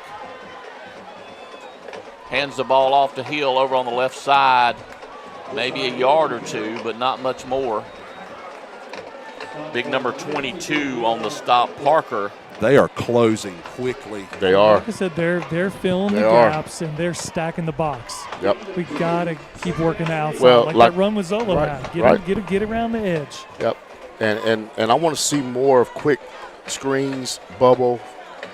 Well, I'm waiting on that too. Yeah, yeah. And I think that's what we may be setting them up for. Quick pitch Inside. on the left side. That's Teddy Jeffries. He tries to get away. Man, they was but out there he's going to be quick. pulled down by number 22 once again, Parker, Back to the original line of scrimmage. and brings up a 3rd down. 7:47 Yeah. to go here in this first half. At I don't want to go ahead and say sorry, Lamont. Yeah, we don't have our normal field goal kicker either. So Right. And at the end of the day, guys, like it or not, we have got to throw the ball.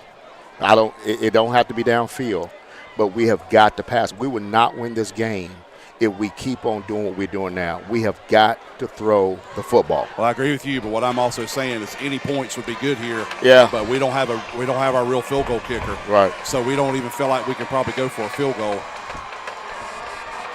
Zolo looking to get away, and he gets brought down. But I think they missed a big face mask right Was there, that guys. not a face mask? Maybe he had him by the shoulder pad. I mean, the white hat was right there. See what I'm saying? I mean, like right here, if Max is here, we can go for a field goal. Yeah, We Max is don't not we don't here. have that. So now we may not even get anything out of this. First down is at the 1 yard line, so it's kind of. And we need something for Zolo's confidence. And for this offense confidence, we just need something here. So 4th down, Zolo will try to go for it. Yep. And quick timeout. If I'm guessing right, that's going to be for Kings Mountain. They'll take a timeout, and so will we. We'll be back here. More Mountaineer football after this. The Mountaineer football broadcast is brought to you by Brittany Austin and Hewlett Realty, Flooring America,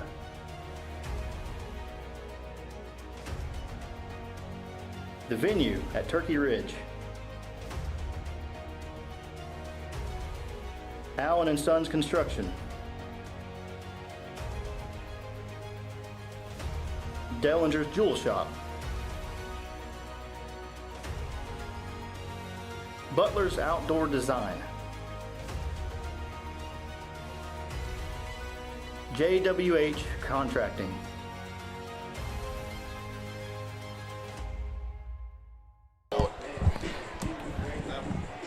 Held the ball a little too long on that last play. Yeah, that's what it was. Back here live, John Gamble Stadium. 4th and 17 for the Mountaineers. They're trying to get something positive going, but they got to make it all the way to the 1 yard line. Fakes the handoff. Zolo rolls out to the left. Gotta throw it. And the ball comes free.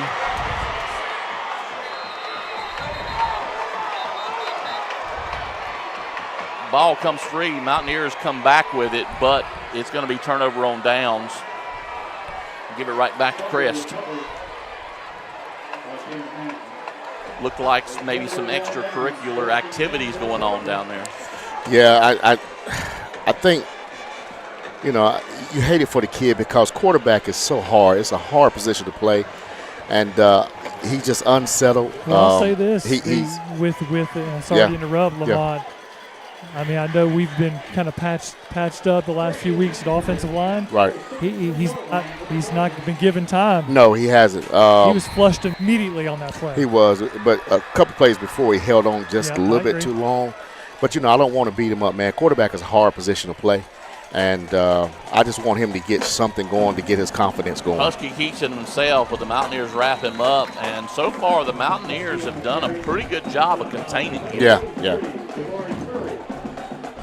But again, like we have said, that the defense got to have help from the offense, and this is, if we can get out of here with the score 19-0, or at least get the ball back and score, I take that.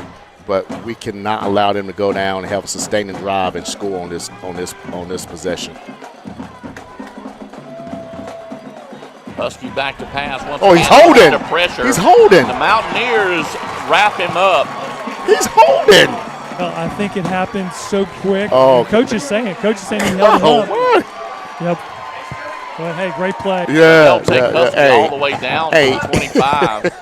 Hey, Jeff, he was being held and still made the sack. I mean, 63 pulled his jersey so hard. I mean, how in God's name did we not see that? Right. And Coach Herron is telling the line judge. And that's what I'm saying. Right. Call the game both freaking ways, right. man.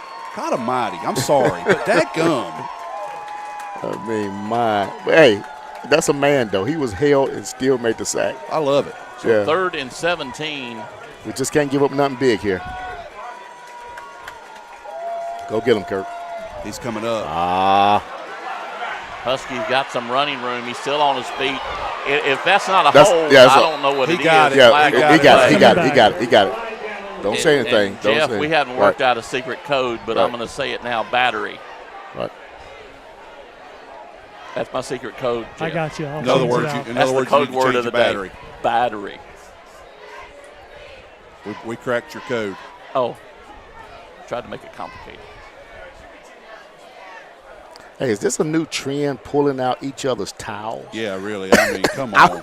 I've seen more towels being pulled up by the opposite team. I mean, what's up? Okay, good. So holding against Crest. And I'm sure Coach, I don't mean to cut you off, Drew, but I know Coach Carroll will probably look at putting a spy on Husky. Because as we're going upfield, he just pops out. He slides up and go. So it's 3rd and 12. We need to stop here. A little over 4 minutes to go here in this first half, and he's got a great call. And he talk about balls. A turf. Talk about a turf. And that's saved possibly another touchdown. Sean Tate, number 20. 44-yard line. That was a good play. Chargers. It's a good play.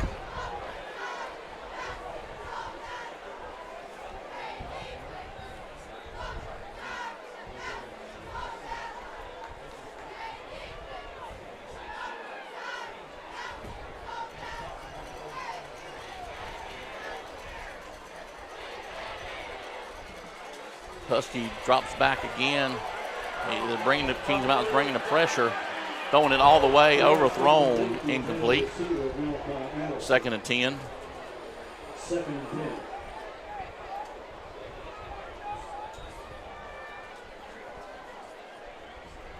I will hand it to Husky. He does look awful calm in that pocket. Well, I'm impressed because he could not step into his throw because the lineman being pushed back into him, and he still overthrew his receiver. So very impressed with that.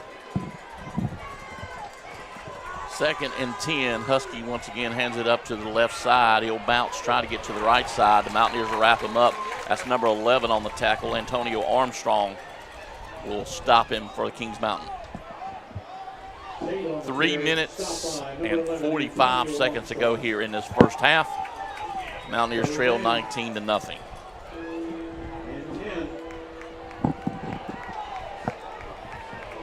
Big third down stop right here is what the Mountaineers need.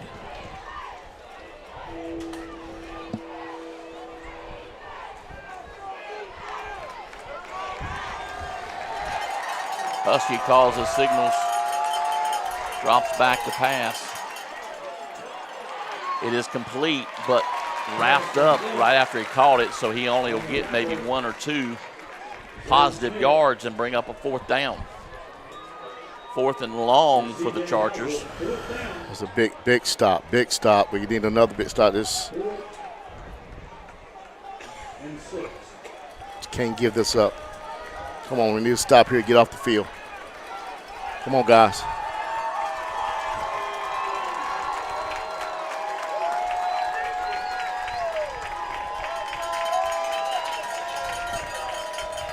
Husky will change his protection. He'll drop back. Looks deep. Is it complete? Did he catch it? Wow. Yeah, he caught it. Wow. He did catch it, so 1st down. Michael Elrich, he's a sophomore. 29-yard line. That was a good catch by that sophomore. Clock will keep running. 2:27 and going here in his first half. They've had 2 4th down conversions they've converted so far. Yeah, we're having trouble on 1st down and didn't convert on 4th. So that's a difference maker. It is.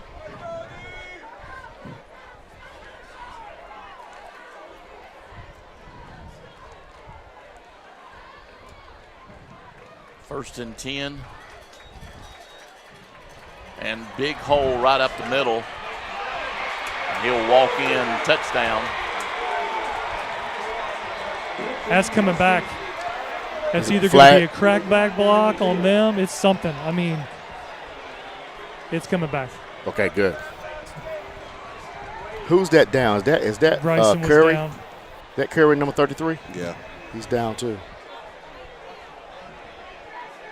Guys, they caught us in a run blitz or just a blitz. Yeah, we was coming. We was coming. And again, that's the danger of Husky, man, with that dual threat.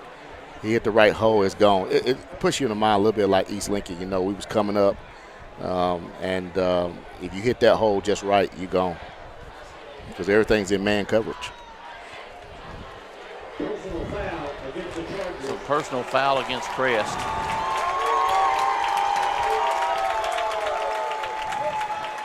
So that'll negate the 6 points. I agree with you. I think the most positive thing would be right now is to go into half 19. Yeah, if we can get out here 19-0, we cannot allow them to score though. To go in half 26 or 27 points down would not be good. So not to say we can't come back, but it's going to be tough. So 1st and 9 for the Chargers after the penalty. Husky drops back once again, tries to throw the long run ball and out of bounds, so bring up 2nd down and 9.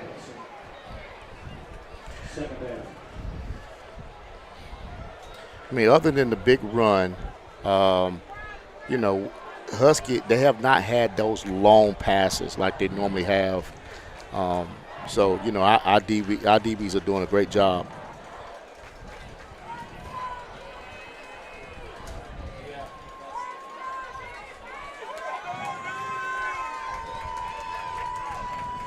Second and 9, 28-yard line, 1:46 to go here in this second quarter.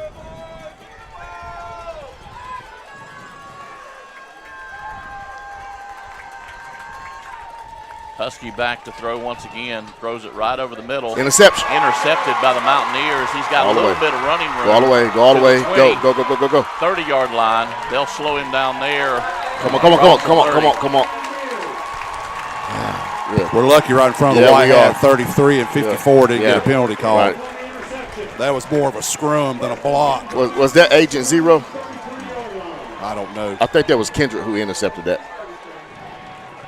Yeah, he was just playing center field. All right, good. Yeah, I mean, that was he was in position on the last play. Yeah, such a and bad I just read. told someone on the sideline, like the quarterback did a good decision on the last play, throwing it only out of bounds. Yeah, I mean, to me, I don't know.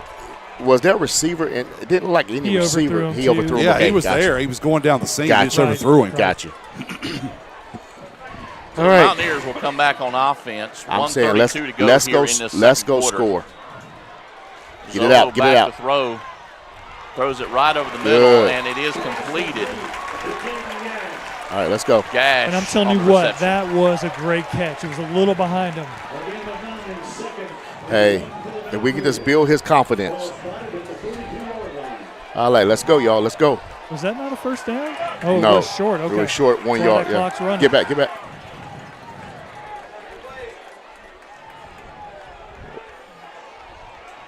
Zola once again. Get it out. Pressure, just throws it away. That's holding. That's holding on 22. That's holding. Yep. Okay. Flag. He hit Zola. He hit Zola late. Okay. He hit Zola late. Yeah. We're going to have to do a better job up front, guys. Yeah. I'm sorry to say that, but we're not playing well. Right. Up front. And my thing is, let's do quick passes. Let's do bubble screens. Let's get it out quicker to give Zolo some type of confidence just to complete the pass. I don't disagree with you, Lamont. I think that's what they've tried to do a couple times, but they've been on it. We may have to move the pocket. May have to move the pocket. To move the pocket to give him some time. I don't know because you see how this DB is 7 yards off. Yep. I mean, give me a bubble screen. Give me something quick out here. Yeah. You see what I'm saying? You don't have to go downfield, but put it in our athlete's hand. Minute to go. Zolo drops back. All right, get it out. Get it out. There he is. Trying to get the ball. Good. And it is caught 30-yard line. Trying to get away. Get out of bounds. There you go. Good job. Out of bounds around the 24, 23 just like we just talked about. You got to move the pocket. Move the pocket. First down. 50.5 seconds left to go. Another flag down. Go back here. That's on them. That's on them. I don't know that it is. No, that's what the coaches are saying on them. Okay, good. It's on them. Because a lot of times when the quarterback scrambles, you get a hold. Right. Personal foul, roughing the passer. Right. Now we can score here. We got the momentum going in, and we get the ball. Yeah. We need to score here. Let's go. First and 10 after the penalty at the 11-yard line.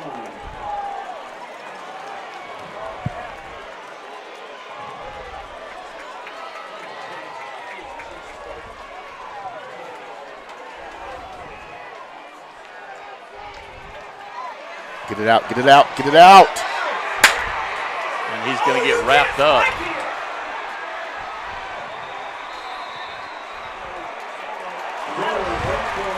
All right, good. It's a flag on them. Maybe there'll be celebration on them. Let's see if something was said.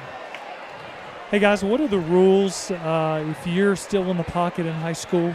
I mean, can he throw that deep in the end zone? Like yes. Overthrow it? He can throw it away. Not grounding or anything? It's not grounding. It's not grounding down the field. To me, that's a play he's got to. That's what I'm saying. Got to just put out of the back of the end zone. Exactly. That's what I'm saying. In other words, when you see it coming, just throw it out of bounds. Throw it into the in the direction of your receiver because it's like they're going to the sideline. Well, that's what I was saying earlier about when the play to UNash, when UNash fell. And I know it wasn't like UNash fell and then he threw it.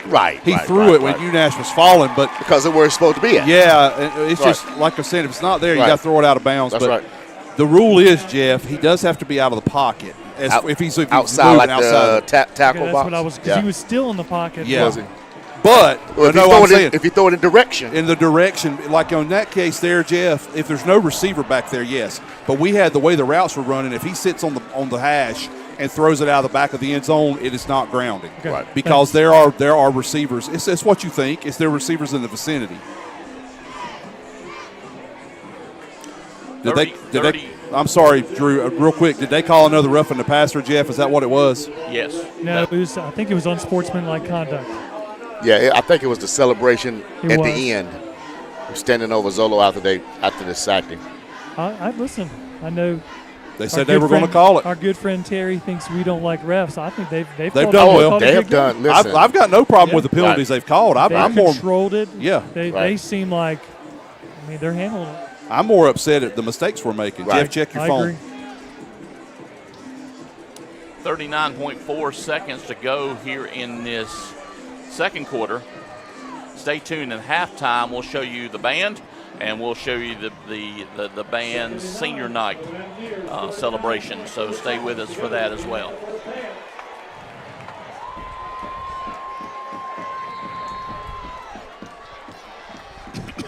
Zolo quickly changes his coverage. Teddy Jeffries in the backfield. He'll run. He'll try to get the ball away, just throws it away. All right. And so I take that it away, brings up a third because nine. he was in the area. Yeah, that was over there. See, that was good. He got rid of it. He didn't take a sack. Terry just texted me, said pocket doesn't matter in high school. Okay. Oh, he doesn't? No. Oh, good. Hey, guys, something we're going to have to do in the second half. Teddy was coming out of the flats on the near side. Yeah. And those guys are rushing so quick. Yeah. That play is open. And I believe, I know I've been saying a lot about throwing it. I think that they don't want to give everything away if they can maintain this, but I think we're going to see a whole another offensive scheme and adjustment when we come out in the second half. We're just having trouble with their pressure. Right. I mean, Zolo with a quick pass over on the left side, in and out of his hands, incomplete. Coach Wilson. Brings up 4th and 9. Coach Wilson's got them with their ears pinned back.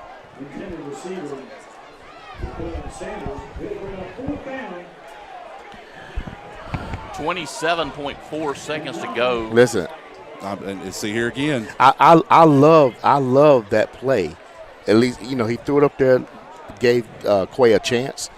We do some more of that, but here's what I'm going to say. Yeah. Here again, we should at least be going for a 6th point, but we don't have our kicker here. That's right.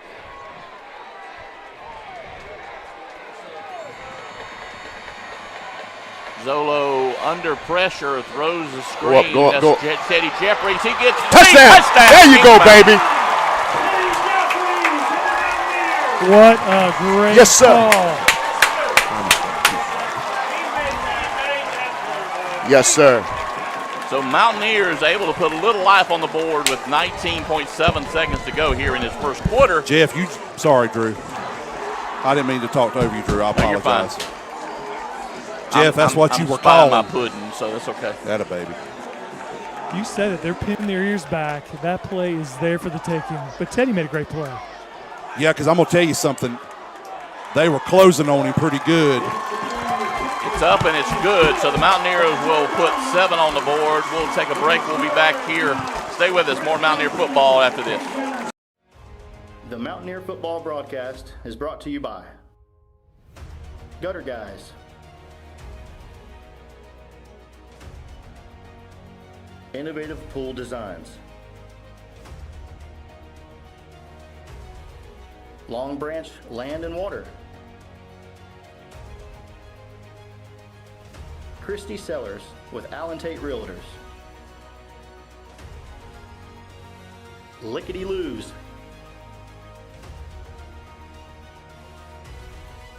Brinkley Financial Group,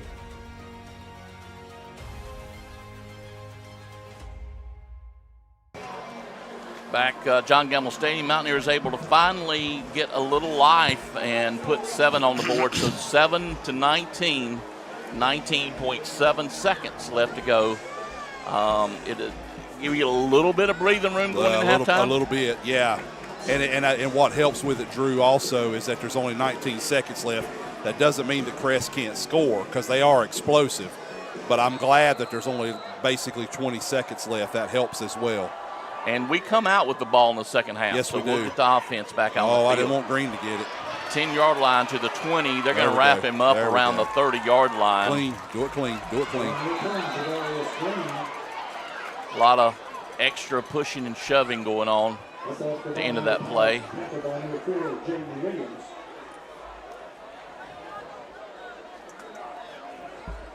So 12.4 seconds to go here in this first half. Wouldn't be surprised if we see that either quarterback draw or that delayed draw they did to the running back late in a few minutes ago.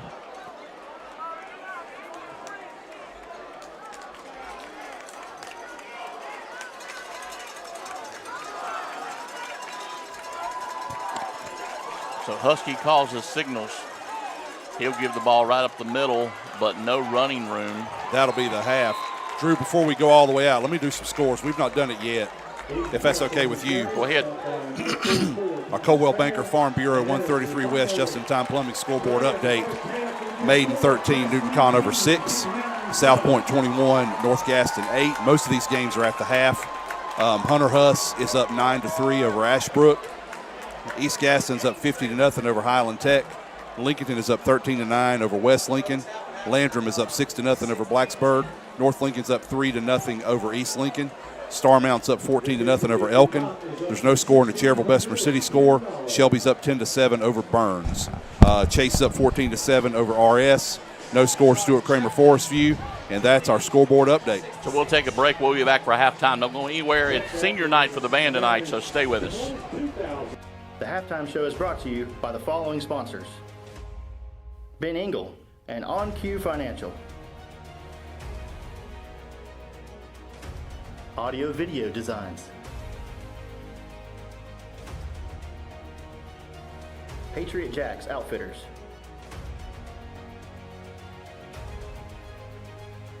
KM Elite,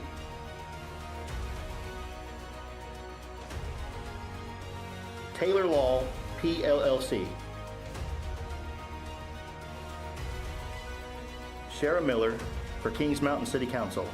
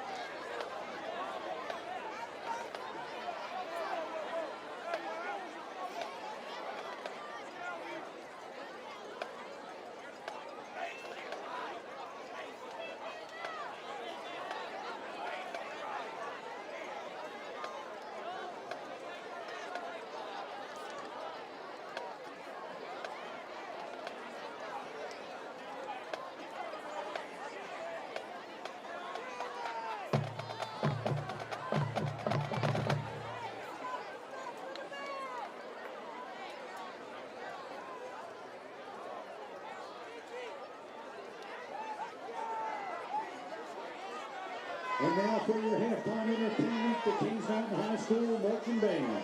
The band is under the field leadership of drum majors Melissa Brooks and Brady Sellers. Tonight, the band is happy to present the opener of their 2023 show. This evening, we feature the crossover performance hit, The Story. Ladies and gentlemen, the Kings Mountain High School Marching Band.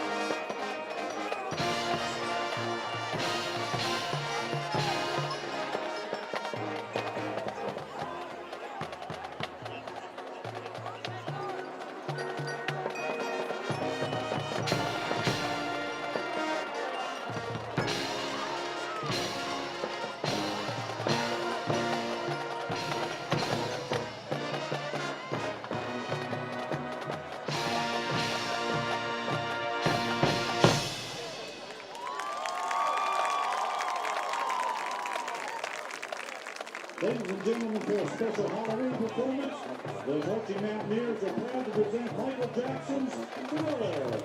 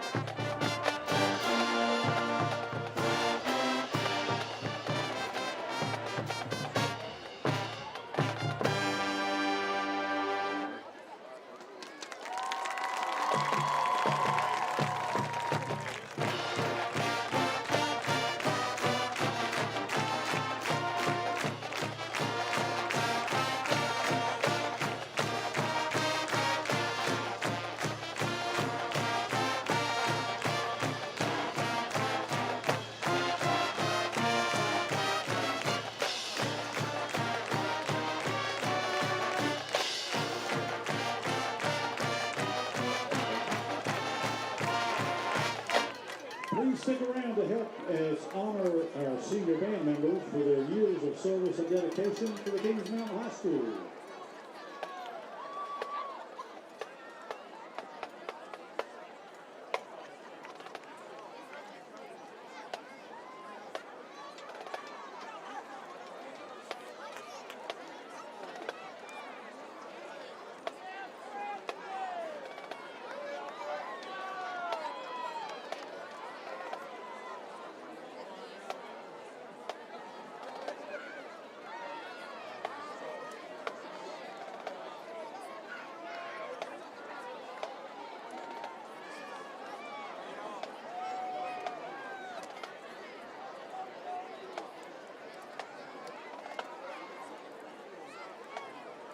At this time, we would like to recognize the Kings Mountain High School seniors.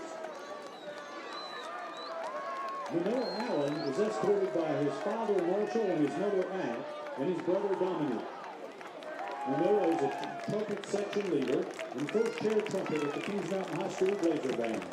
He has also been a member of the tennis team for 4 years. Upon graduation, he plans to attend NC State and pursue a degree in biomedical engineering. Matthew Anthony is escorted by his father, Kevin Anthony.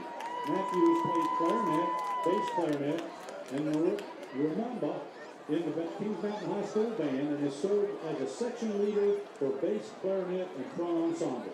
After graduation, he plans to pursue a career in public service and work as an EMT or law enforcement officer. Branson Bouchard is escorted by his parents, Joey and Leanne Bouchard. Branson is a percussionist in the KMHS Blazer Band and has been a member of the drum line for 4 years, playing both the snare and bass drum. Branson is a member of the Beta Club, National Honor Society, and was a member of the tennis team. After graduating, he plans to attend a 4-year university and study business administration. Melissa Brooks is escorted by her parents, Brian and Adrian Brooks. Melissa plays the bassoon and has been a member of the front ensemble and is currently the senior drum major for the Marching Mountaineers. She has qualified for all county and all district band 3 times and also serves as one of the band librarians. In addition to her accomplishments in band, Melissa is a worship leader at Central Methodist Church and has played 4 years of varsity tennis. After graduation, Melissa plans to attend Appalachian State and major in music. Andrew Hallman is escorted by his parents, Kale and Kelly Hallman. Andrew played the trumpet, mellophone, and French horn during his time in the band. He has served as the band's vice president and is the mellophone section leader. He is also a member of the CTE Honor Society, and after graduation he plans to join the U.S. Marine Corps. Madison Hogue is escorted by her mother, April Hogue, and her grandmother, Joanne Hogue. She has played clarinet for the KMHS Blazer Band for 4 years. Her favorite memory from band is going to the Music in the Park Festival in Florida and winning the Grand Championship. After graduation, she plans to go to school and become a registered nurse. Joseph James is escorted by cousin Kevin Friday. Joseph plays the trumpet in the Blazer Band and marching band. After high school, he plans to attend a four-year university and study business administration. Caleb McComas is escorted by his parents, Brandon and Charity McComas. Caleb plays trombone and serves as a section leader and is one of the band's co-vice presidents. Caleb also plays in his worship ensemble at his church. After graduation, he plans to attend a four-year university and study microbiology and immunology. Jace McLaughlin is escorted by his parents, Josh and Jody McLaughlin. Jace plays bass clarinet in the Blazer Band and is a member of the front ensemble. During high school, Jace has worked as a deli worker in Ingles and spends his spare time working on his truck. After high school, Jace hopes to pursue a career in welding. Summer Mobley is escorted by Ginger Tessinier and Randy Norton. Summer plays the flute and piccolo in the band. She is the flute section leader and was a member of the Cleveland All-County Band and is a frequent flute soloist in the Blazer Band. She is also a member of the National Honor Society and the Beta Club. After high school, she plans to attend college and major in business and minor in finance. Kendall Parker is escorted by her parents, Matt and Jen Parker. Kendall plays flute in the KMHS Band and is served as color guard captain and senior librarian. She also holds a membership in the Beta Club and National Honor Society and is the senior representative for the SPO. After graduation, she plans to attend college and pursue a middle grade education with a minor in art history. Kania Perez is escorted by her parents, Benita and Candy Perez. Benita plays the clarinet and is first chair and section leader for the clarinets. Kania is also a member of the Beta Club and National Honor Society. After high school, she plans to major in nursing. Zachary Pope is escorted by his parents, Joshua and Stephanie Pope. Zachary began playing the baritone and later transitioned to the tuba. He now serves as a tuba section leader. Zach is an active member of the Boy Scouts and is working to complete his Eagle Scout. Upon graduation, Zach plans to attend NC State to pursue a master's in aerospace engineering. Michael Smith is escorted by Julie and Jimmy Lunsford. Michael plays trombone. After high school, Michael plans to pursue a career in informational technology and hopes to work in cyber security. Ladies and gentlemen, let's give a big round of applause for all of our seniors of the Kings Mountain High School Marching Mountaineers.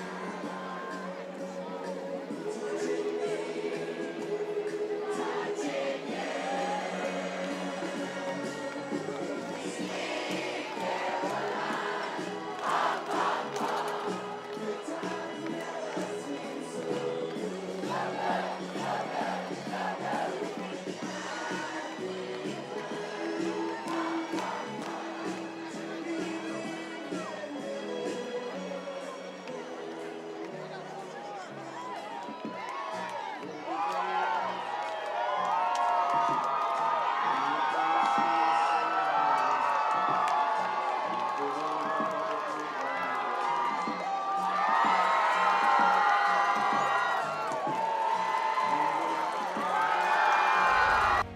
halftime show is brought to you by the following sponsors: Ben Engel and On Cue Financial, Audio Video Designs,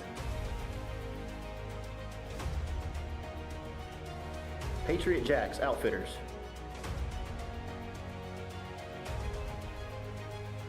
KM Elite,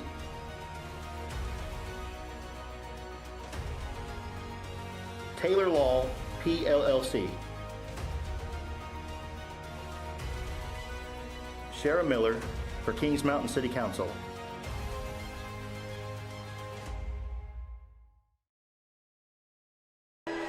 Back here live, John Gamble Stadium, as we conclude halftime. Thank you to all the seniors.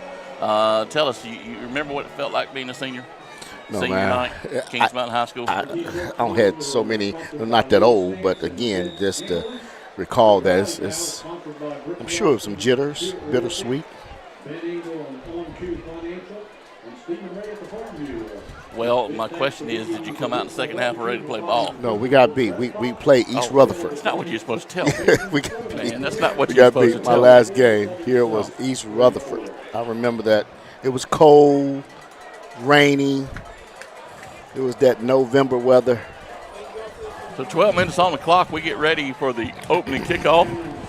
Mountaineers will get the ball.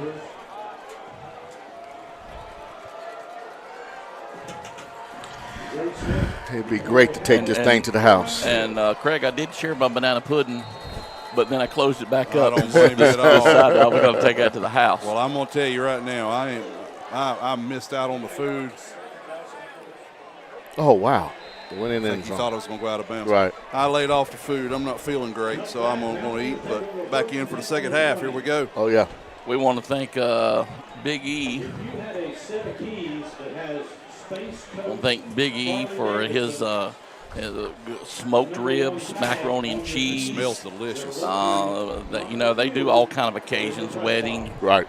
funeral, with the same thing, wedding, funeral, bar mitzvah. We got a bar mitzvah in town. He'll cater it. He'll do pretty much anything. It's not just barbecue too. Give him a call, 704-734-7634. Big E's, the original barbecue. Hand the ball off left side, trying to fight for a yard or two. He might get one out of it, bring up a second down. You know, Coach Wilson is their defensive coordinator. Obviously, we've already said that. And Right. What Daryl's defenses are known for are a lot of pressure, a lot of movement. Right. It's going to be interesting to see how we adjust that in the second half. Right. We didn't do so hot with it in the first half. So Zolo comes back in as your quarterback. Teddy Jeffries in the backfield.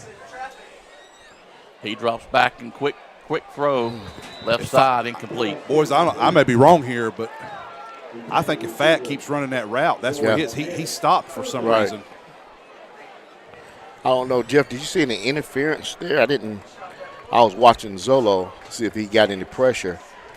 I was too, and I followed the ball. Right, That's when I right. saw Fat. Right. I couldn't see. I was screened by the offensive lineman down here on field level. Gotcha. He broke the route off. So flag for putting a screen on Jeff. We got to stretch the field. Look how they're all up within 10 yards of the line of scrimmage. Take a Kings shot. Mountain changes their protection coverage. Zolo back to throw. And looks like the turf monster got him, but incomplete. I believe he's going to be out of bounds anyway. Yeah, they're playing straight man, and they're Yeah, they leaving. They are. I mean, they're playing zero coverage and leaving the middle of the field wide open. Right. But the thing is, we don't. Yeah, the dig or the post is there. But they're not running them. No, they're not running it. And I think Zolo, he'll get locked in have on his one receiver. He doesn't, no knock against him, but he doesn't, if that, We don't have if all that, of our guys if that on punt first, team. if that first option is not there, he doesn't go to the second option. God almighty. So this is the first time the Mountaineers will have to punt tonight. Kind of a rugby-style punt. He gets it away. Not a bad punt, really. Just a bad roll. And a roll dead around the 48-yard line. So the Chargers will take over in pretty decent field position. 1st and 10 for the Chargers. Did you see, was there anything on the far side, contact with the defensive backs? Zolo was coming off the field really demonstrative. He was. He saw something out there. He was. I saw when he threw his hand up on the field. I think he might have thought that the receiver, I'm just guessing, Maybe that the receiver got knocked down, but he tripped. I mean, we could see, I think that's what he thought, but maybe he also saw something get hit. I don't know. So Husky hands the ball off. Oh, that's a he good keeps read. it himself. That's a hold. He got it. It's coming back. He got it. Yeah, he got it. And there is a flag on the play right there at the 50-yard line.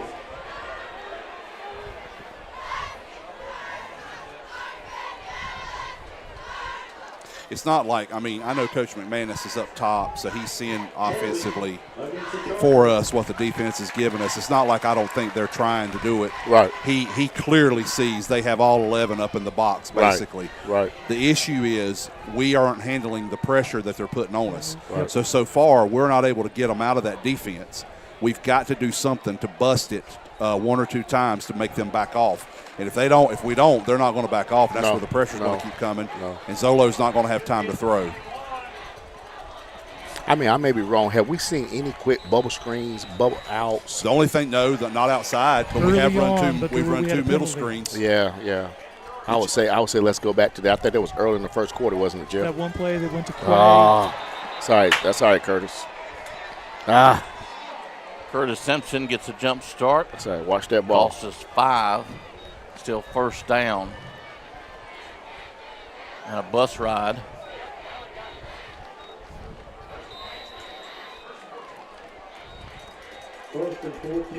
First and 14.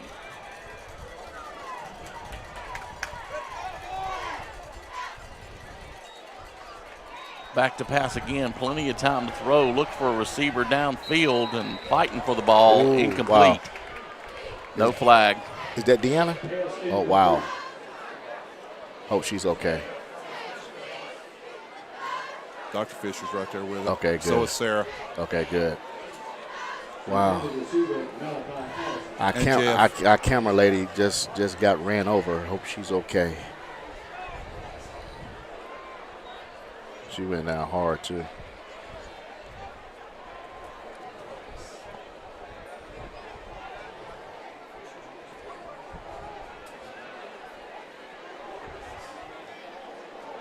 Second and 14 for the Chargers.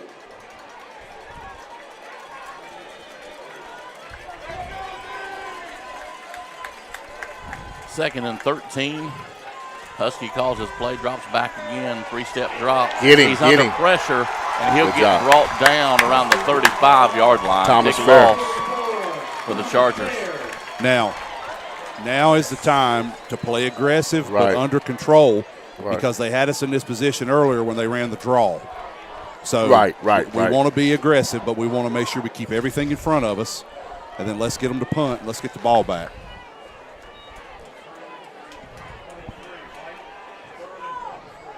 So 3rd and 23 for Crest. And nothing behind you as a defensive back.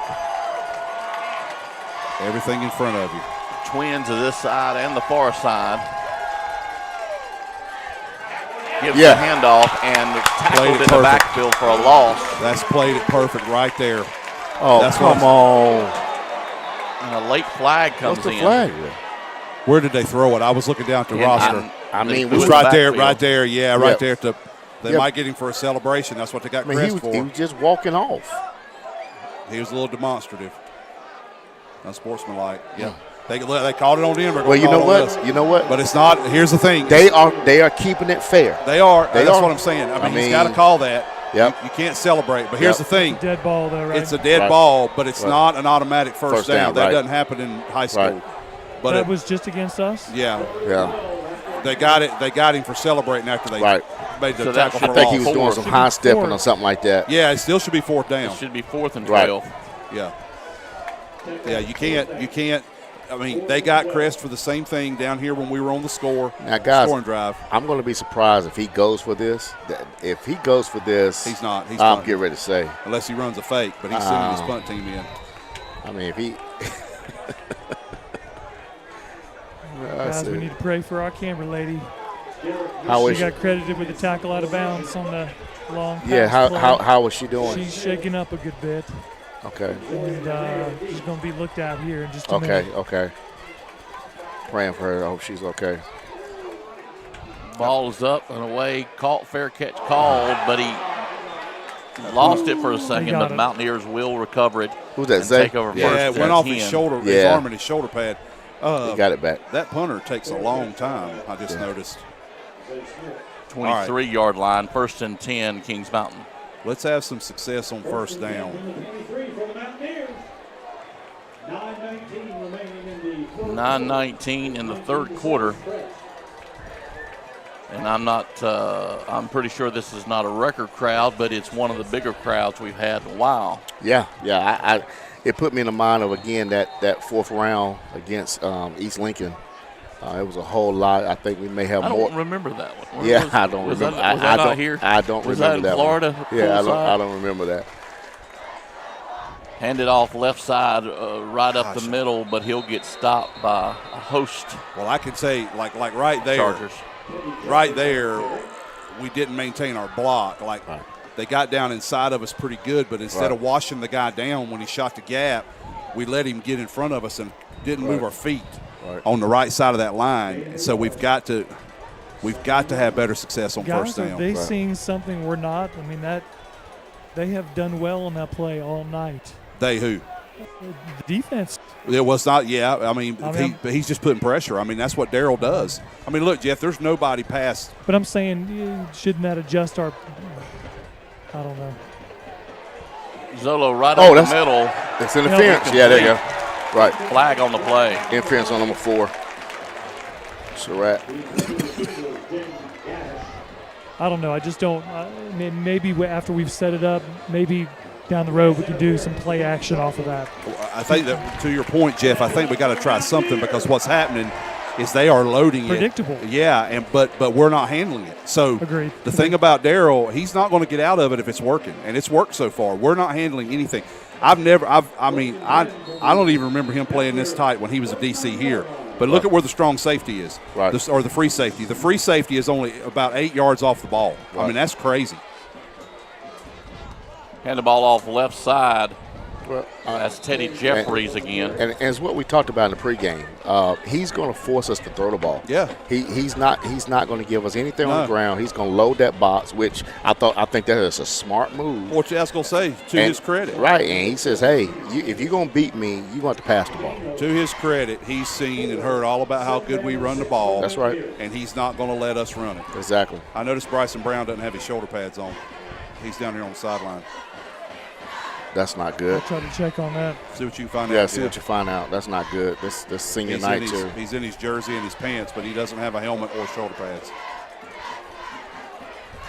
Zolo drops back to pass one more time. He's under pressure. He scrambles around, gets the ball out. Good. And it is complete. Did he? No, he dropped it. He dropped it. Incomplete. Incomplete. Well, I love the movement in the pocket. Extended the play, got the ball downfield, gave the receiver a chance. Brings up 3rd and 6 for Kings Mountain.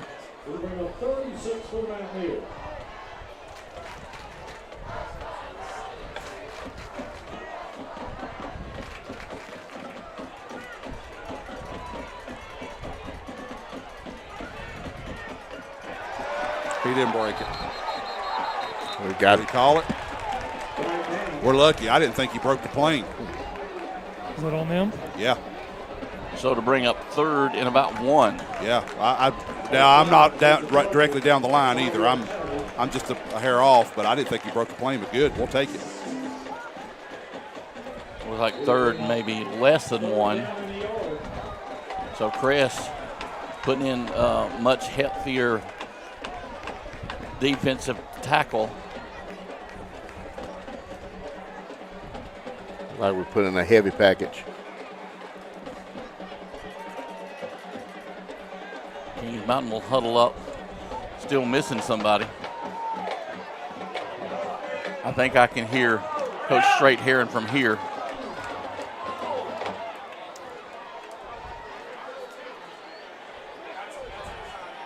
Oh, that's design. They meant to do that. Yep, they meant to do Big that. Good play job. for I like it. I love Robert it. Kendrick, agent. I love it, Secret Jeff. agent 0 with a big first down play. Hey, Jeff, we going crazy. The crowd going crazy. They knew exactly what they was doing. Jay Rhodes about to fight somebody. Yeah, he was. Hurry up.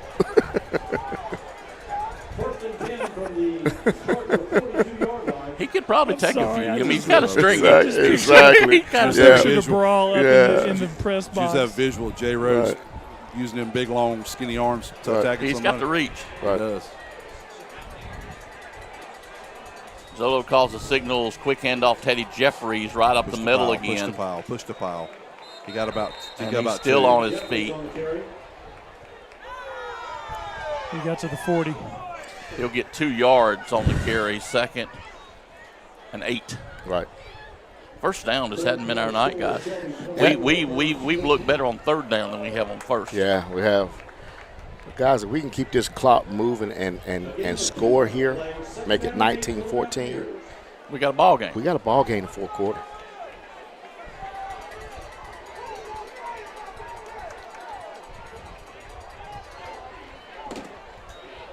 Hand the ball off to Jeffries once again. He misses 1 and 2 That's tackles. a good run. Yeah. Pretty good run.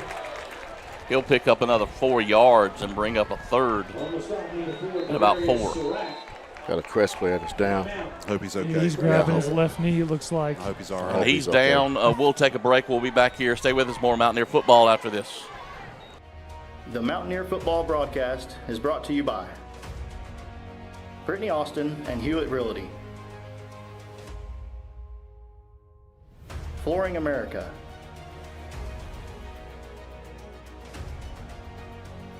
The Venue at Turkey Ridge, Allen and Sons Construction, Dellinger's Jewel Shop, Butler's Outdoor Design, JWH Contracting,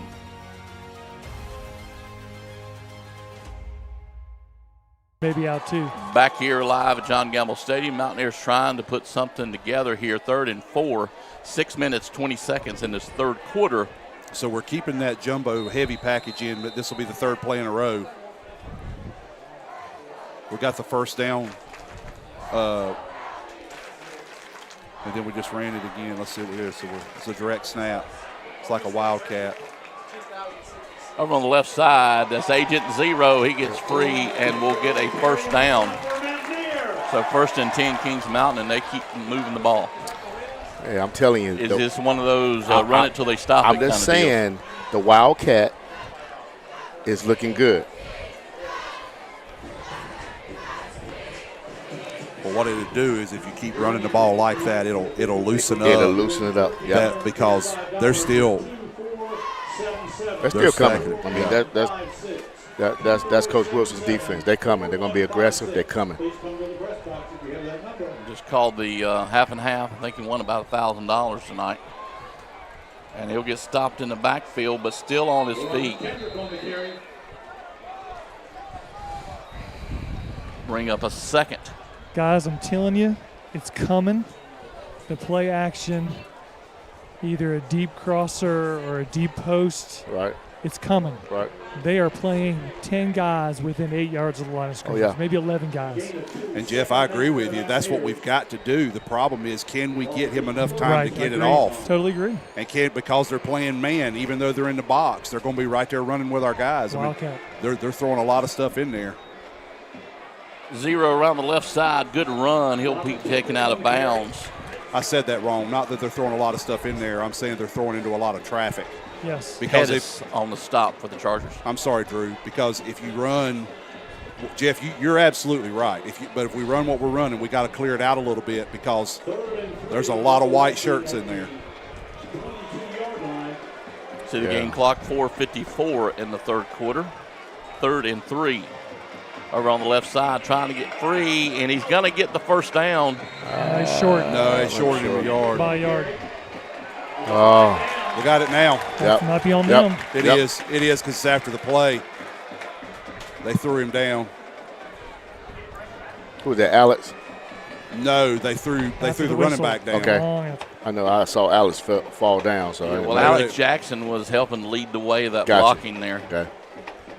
I'll give 77 for them credit too. He shot through there and almost had a play, and Robert got past him, and then he recovered. And then he held him up. So Kings Mountain will get a first down inside the red zone. First and goal from the 10. Yep, they cannot get another first down. Zolo back in at quarterback. That's Hill around the left side. He's still fighting all the way down towards the goal line. He'll be run out maybe a 5-yard line, and we've got another Crest player. Well, he's just slow to get up. To the 6. 6-yard line. Second and goal from the 6. So second and goal from the 6-yard line. Zolo back in with Hill as the running back.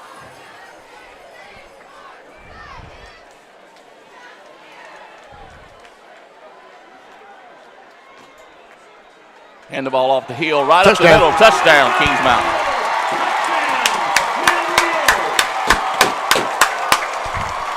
All right. It's a ball game. There's another flag. What in the world? With the reaction, looks like it may be against Kings Mountain. Language or something. Probably had to be language because the way Spikes fell on the ground. They're not going to, I'm telling you, boys, they're not tolerating anything. And this don't. Yeah. I'm telling you. They're not playing. He heard something. Yep. And they're gonna keep this ball game under control. Well, here's the issue. Will they enforce that right here? They can. If I were them, I would. If he's smart, if he knew that wasn't our real kicker, he would back us up. Right. He obviously doesn't know that's not our real kicker. He did it on the kickoff. I would do it on the extra point. I agree with you. Right. We also have a new Don't hold. say it too loud. I'm not. Well, listen here. This is also something else critical. We got another.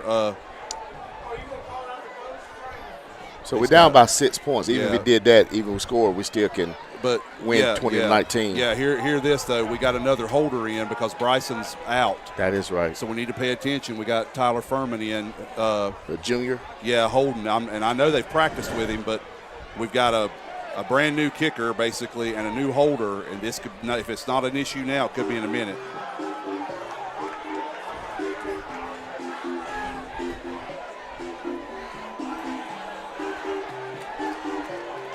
If I'm not mistaken, I think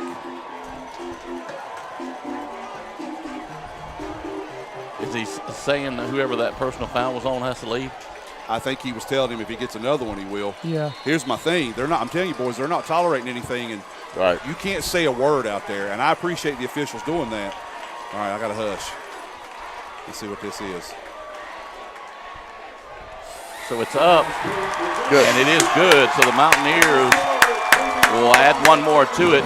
19-14, Crest leads, but Mountaineers have a little momentum. We'll be back after this.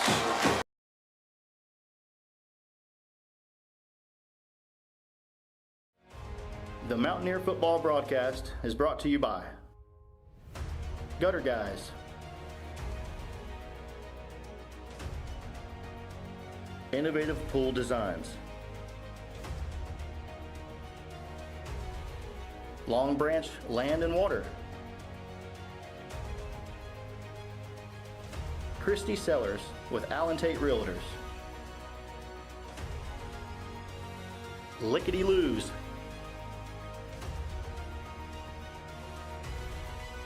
Brinkley Financial Group,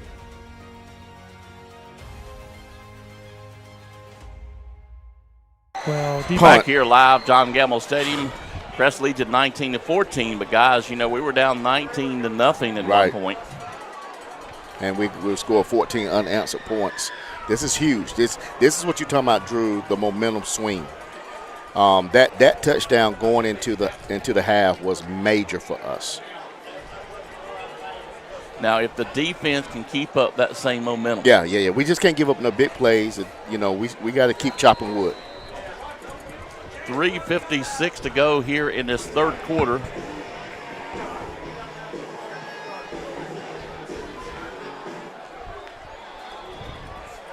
And kick kind of shallow at the 40-yard line. Got a little running room, and he's going to take it all the way, almost to the house. Face mask. Yes, he's going to take it to the house. Why wouldn't we just kick it out of bounds? So Crest puts up 6 points very fast. That's not what we needed. Pick 6, special teams touchdown.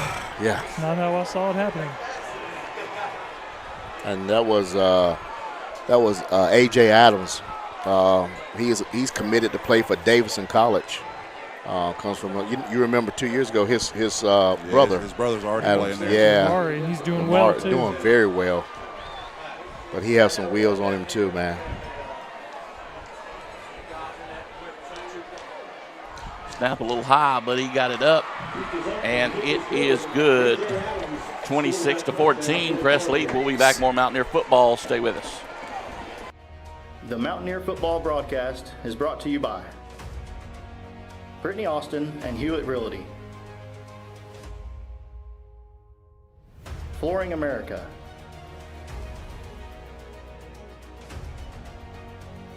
The Venue at Turkey Ridge,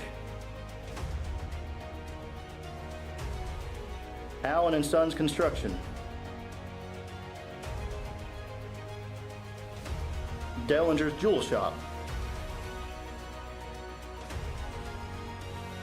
Butler's Outdoor Design, JWH Contracting,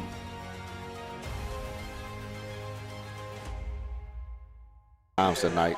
Back here, John Gamble Stadium, awaiting the kickoff from Crest. Carson Greer to kick off for the Chargers.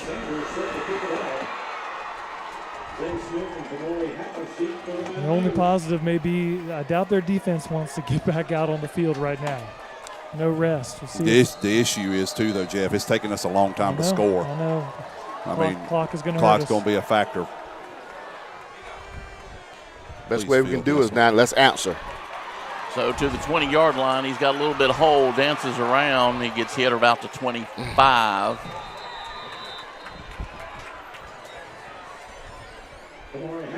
So the Mountaineer offense will come back out.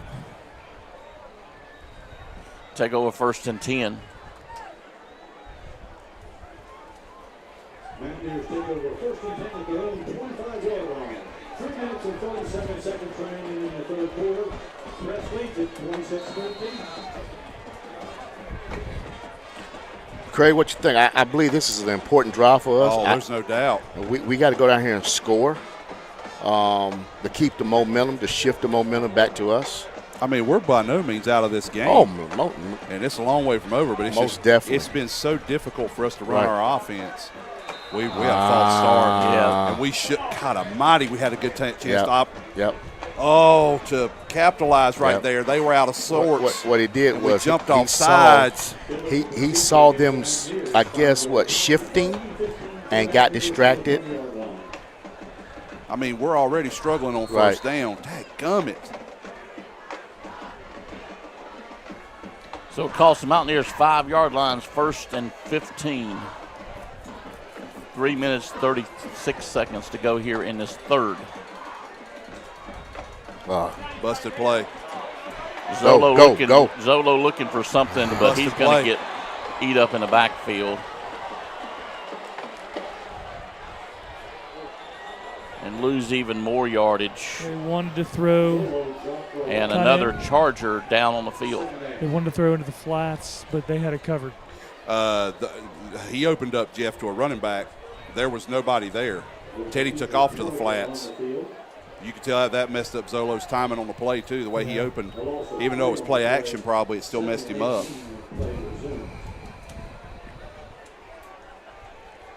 Looks looked like possible cramp on the field.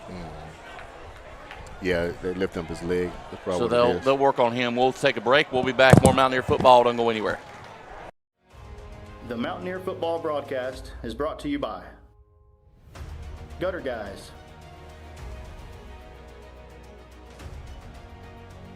Innovative Pool Designs,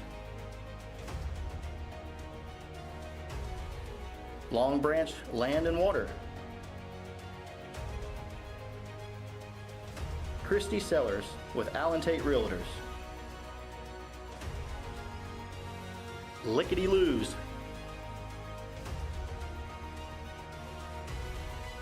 Brinkley Financial Group,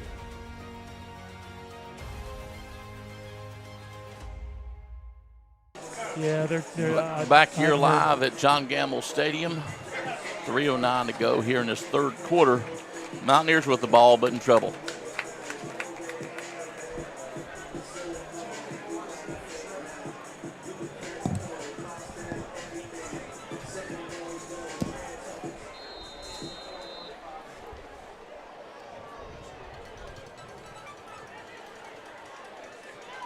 Zolo still your quarterback. Teddy Jeffries, and it's a screen to Jeffries. Jeffries in the open 30-yard line. He's up gone. to the 40. He's gone. He's still on the feet. Go, Jeff. There he goes. Nobody can stop him but Wow. one man, and he gets beat around the Why did 30, he stay out there? Right. 25, 26-yard line. Big play for the Mountaineers. And another Charger on the field, number big 11. 70s. That's Porter. Is that 11 or 77? That's 77. That's That's 77. Degree. Degree. I think he's cramping. Yeah. I give credit to big man. Right. He tried to run that thing down. He did. That play was That's a run long to way for perfection. that size Right. lineman. So But they'll help him. We'll take Yeah. a break. We'll be back. More Mountaineer football. Don't go anywhere. The Mountaineer football broadcast is brought to you by Brittany Austin and Hewitt Realty, Flooring America,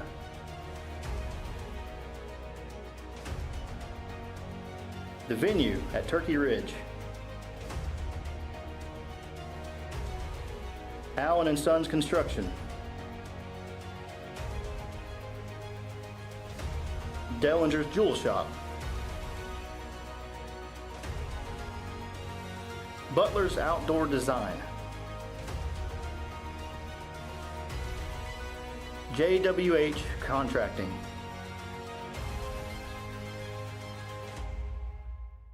Brought him up tonight. Back here live, John They could. Gamble Stadium. Yep. Thank you so much for joining us. They helped the young man off the field.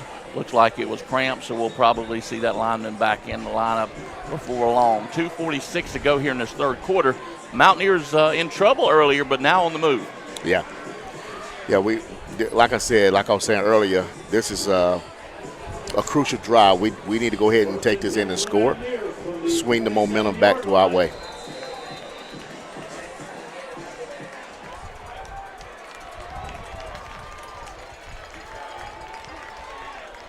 So Robert Kendrick back in as running back. Give to him left side. He'll stumble across, get a couple, bring up second down.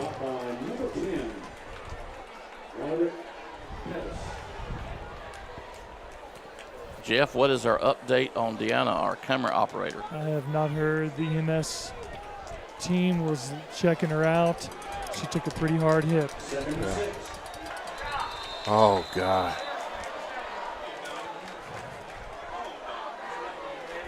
So it'll be offsides, false start against the Mountaineers. Part of this, guys, is we've got a triage unit with different center. Yeah, who's number 51? That's Timing. Dom Davis, right? Yeah. He's coming back. He's not been in there. Okay. He came back off injury. It's 51. That's 51, right? Yeah. Okay. Dom Davis, a great wrestler. He's back in there now, right? Dom Wildcat. Davis. It's 51. Yeah. Agent zero around the left side, looking for some running room. Yeah, Squeezes he shot through there, almost got up it. to the 20. Line up, do it again. Yeah. Every time he's gone They- left, they are- he's gotten five plus yards If you notice something, they're seeing something. on that left side. Oh, yeah, because that's all they're running it to is the left. And I'm wondering if they're going to bait them, and try to do some type of reverse back to the right side. So Zolo back in. Give it up to Agent Zero right up the middle, but they'll stop him before a big gain. Yeah, this,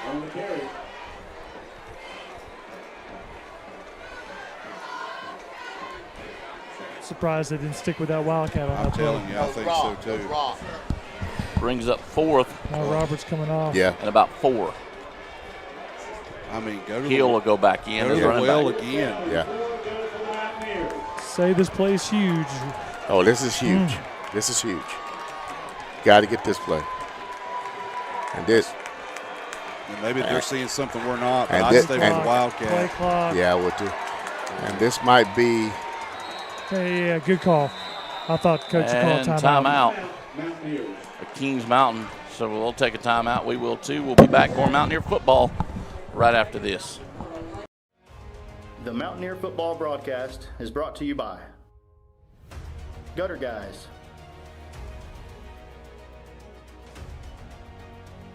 Innovative Pool Designs, Long Branch Land and Water, Christie Sellers with Allen Tate Realtors,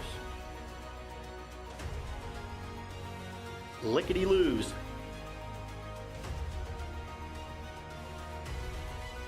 Brinkley Financial Group,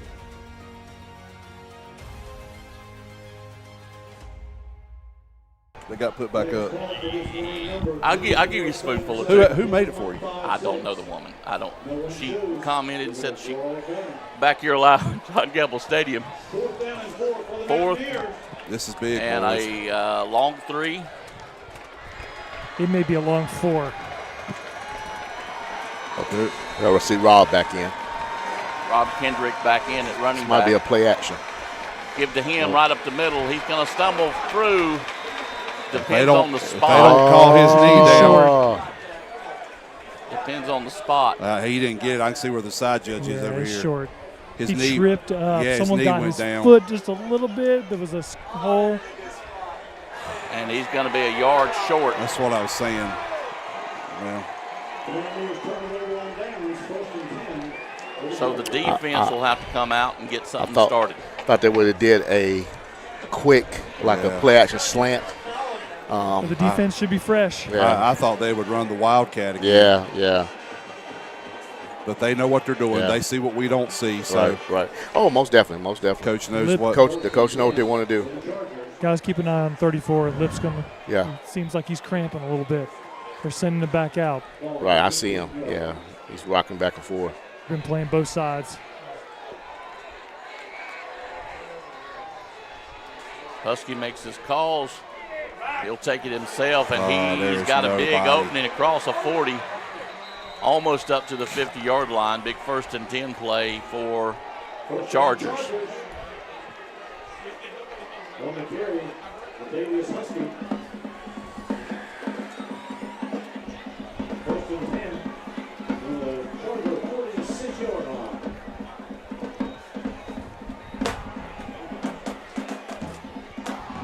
.246 to go here in the 3rd quarter. Handoff this time left side, and he'll scramble for maybe 3 or 4 yards. 2nd down.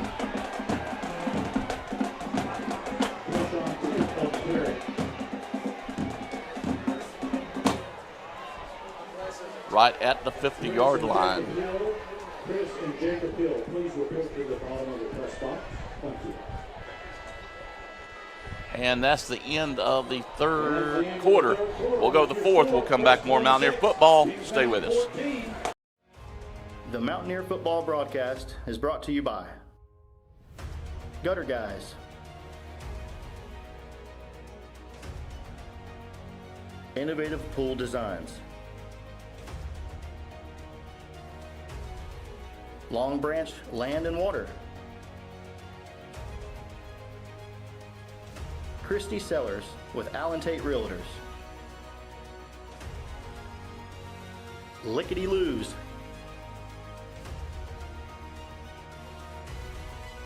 Brinkley Financial Group,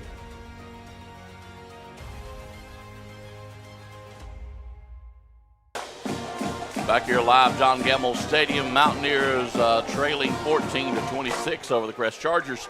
Start of the fourth quarter. Second down and 6 for the Chargers.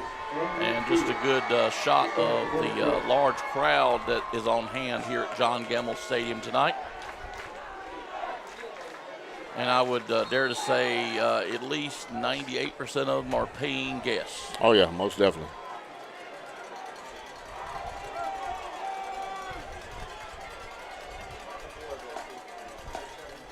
Husky takes the ball left side. He's going to keep it, and a big hole once again to run through. He's got a couple to beat. Mountaineers are going to trail him down around the 20-yard line. So second play this series that he's kept the ball and just not able to stop him. Yeah, that's the danger of a dual threat. He's truly a dual threat. He can beat us with your legs and turnover here. Arm, and Tater Husky is tough.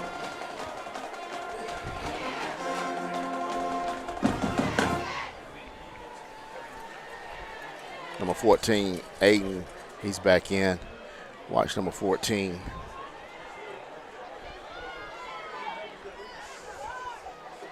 Husky calls his signals. Quick give right up the middle, but the Mountaineers will not let him through. Bring up second down. Aiden Carson on the carry. Aiden Carson on the carry for the Chargers. Gain of 3, second down and 7 for the Chargers. 2nd and 7.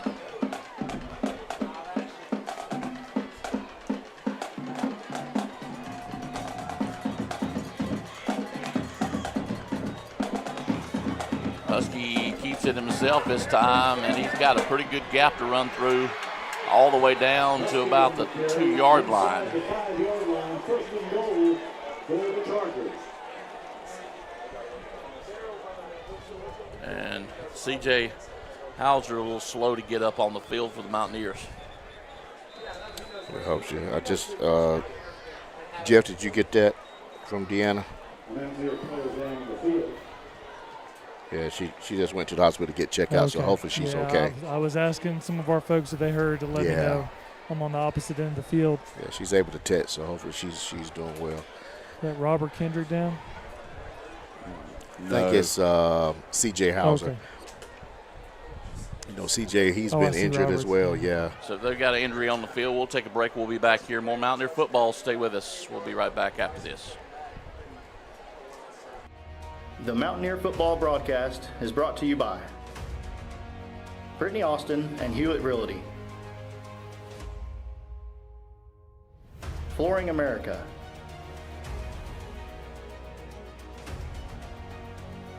the venue at Turkey Ridge,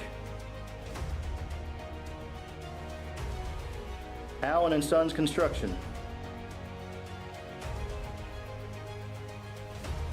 Dellinger's Jewel Shop, Butler's Outdoor Design, JWH Contracting,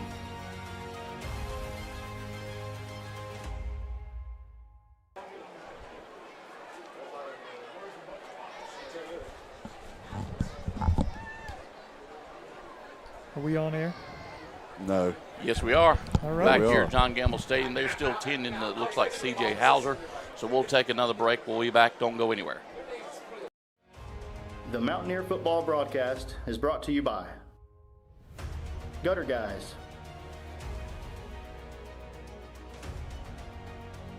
Innovative Pool Designs, Long Branch Land and Water, Christie Sellers with Allen Tate Realtors, Lickety Loos,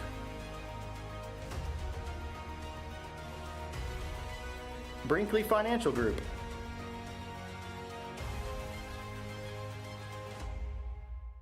Okay. No. I don't care All how right, back here, John Gamble Stadium. They're still tending to him on the field.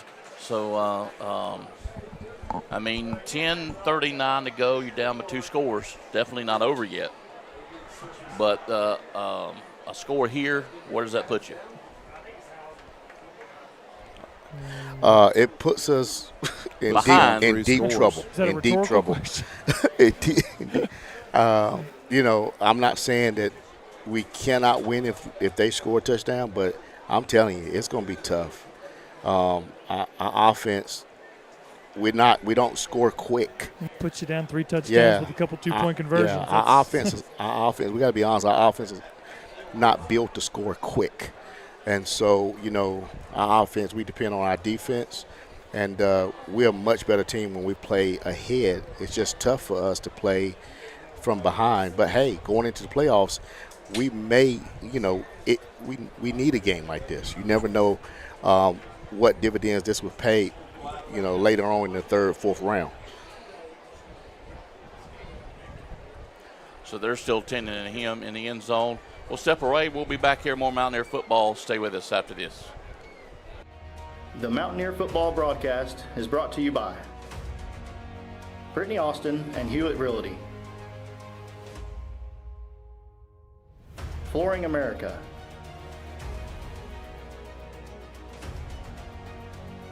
The Venue at Turkey Ridge, Allen & Sons Construction, Dellinger's Jewel Shop, Butler's Outdoor Design, JWH Contracting,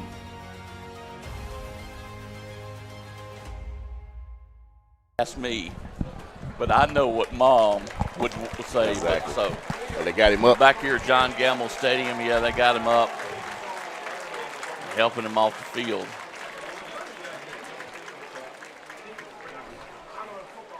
So at least it's good they're not carrying him off the field. Right. Like he's holding that arm, right arm.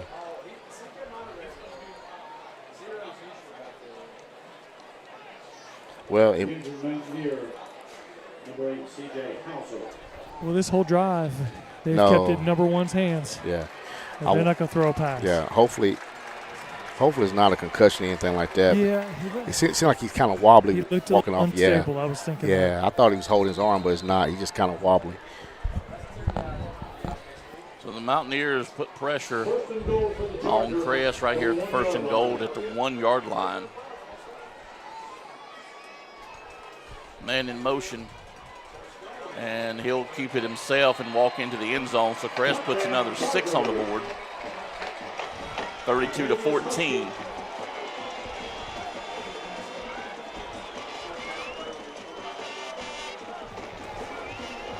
And we hear the Crest band on the other side playing the horse.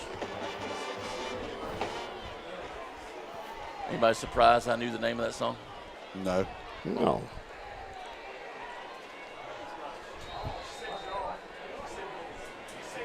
Any other night, it'd be a good song. Mm-hmm. So they'll attempt the 2-point conversion. And still in Husky's hands. He's rolled around the left side trying to get it thrown. Just throws it out of the end zone. So they won't complete it. We'll take a break. We'll be back here. More Mountaineer football. Don't go anywhere. The Mountaineer football broadcast is brought to you by Gutter Guys,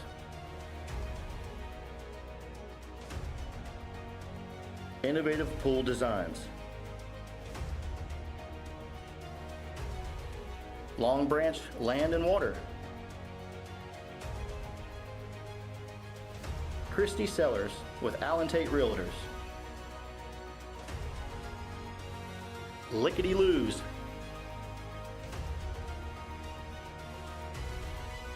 Brinkley Financial Group,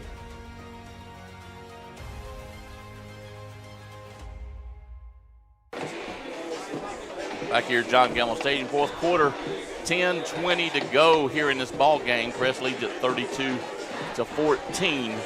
So down by 3 scores, guys. Not impossible, but up until now, Kings Mountain has not been necessarily known as a quick strike offense. No, our offense was not built built that way. I mean, we're not as slow as say South Point. No. We just have scored. We have quickly. scored, yeah, but we just haven't been put in this position that we have to, score quick or come from behind. Picks it up, crosses the 20, 25, goes across the field, takes a cut. Go. Still on his feet. Tries to get it up to the 40-yard line. He'll stop about the 39. 1st and 10, Kings Mountain will take over right there. Guys, if you had told me before the game that we'd, at this point, be holding their offense to just 3 touchdowns, yeah, I'd say we had a chance. We'd be in the game. I think we have continuously hurt ourselves with penalties and turnovers tonight. Yeah, it's we hard had for any good team to overcome. Had a pick six and Crest. Kickoff return, right? Yep, special teams and pick 6. Well, Kings Mountain will come out and keep fighting. Zolo still in as your quarterback. Hill as and just kind of around the end, number 21, Teddy Jeffries. And he'll take a loss on that play of about 4 yards. I'd say they were ready for that play. Yeah, they played it well. Well, they attack. I mean, right. that's what Daryl's defense does. Right.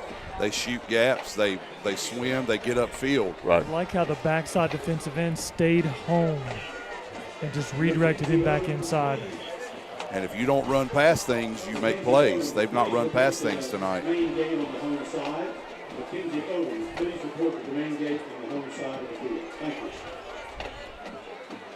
Zolo drops back, finds his receiver over on the right side, incomplete. Brings up a quick 3rd down.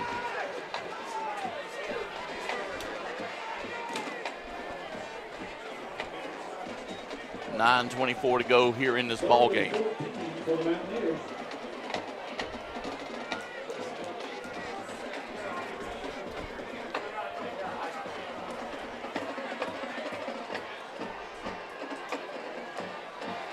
Back to throw Zolo. He's throwing the deep ball all the way downfield, a little overthrown, incomplete, and bring up a 4th and 14. And the Mountaineers will run the punt team on. We discussed it a little bit earlier. Mountaineers are doing kind of a rugby-style kick.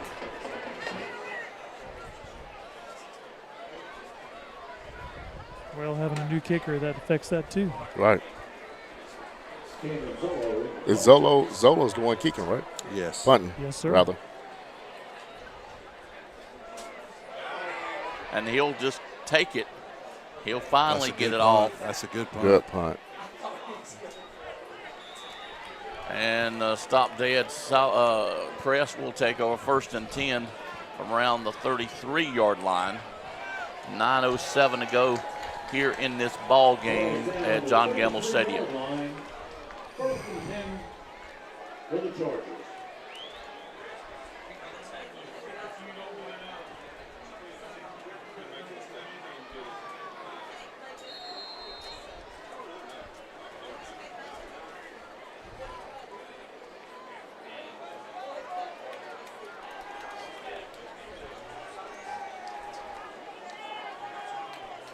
First and 10 from Husky.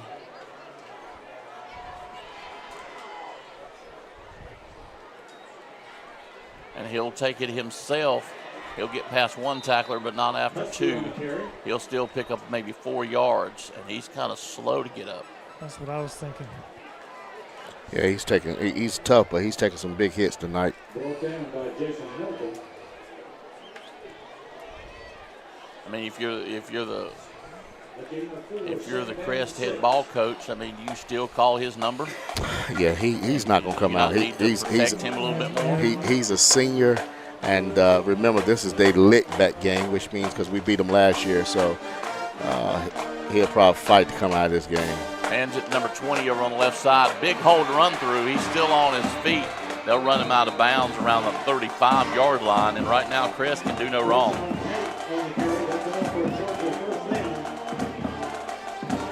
.821 to go in this ball game.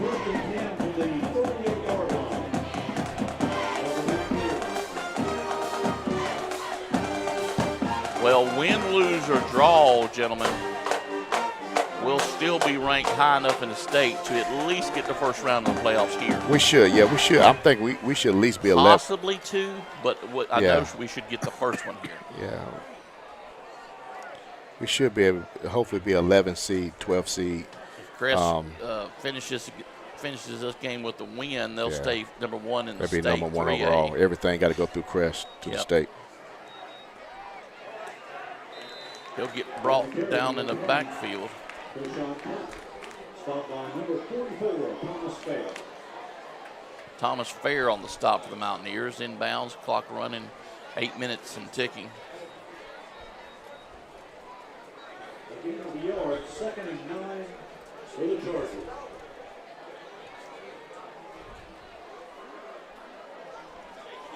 I feel like the biggest play in this game was when Kings Mountain had the ball deep and failed to get the first down on the 4th. We've had it twice. Yep. We've done that twice. We did it the first half, and we did in this half. And that's what I'm saying. That would have made it a 1-score game. Yeah. Those are points. Those are points that we don't have because our kicker is not here. Right. So we have at least probably got 6 more points minimum.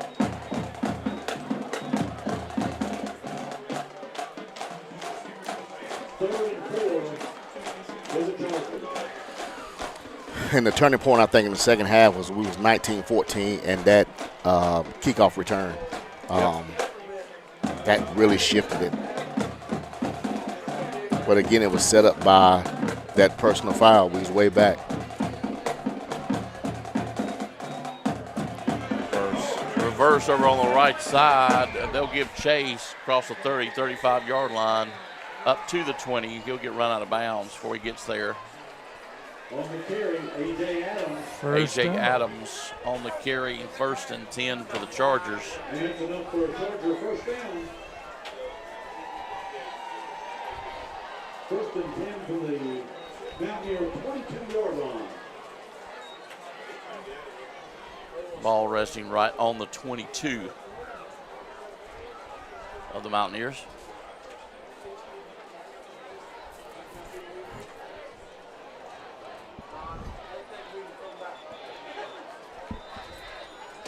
And a little confusion on the field. We get a timeout.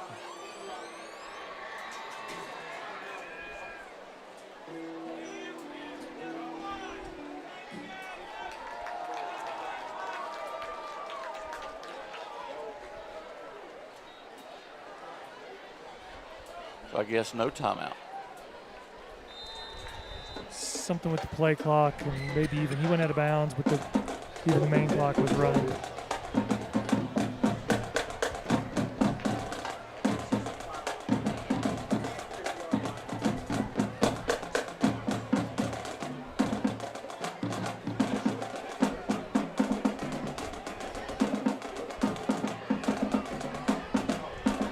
Husky calls his signals, and they finally asked for a timeout, I believe. Timeout for the Chargers.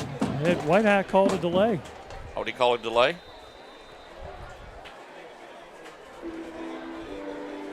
I think he's going to give him the timeout. We'll take a break. We'll be back here. More Mountaineer football after this. The Mountaineer football broadcast is brought to you by Brittany Austin and Hewitt Realty,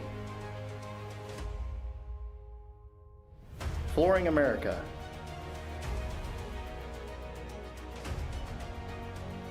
the venue at Turkey Ridge, Allen and Sons Construction,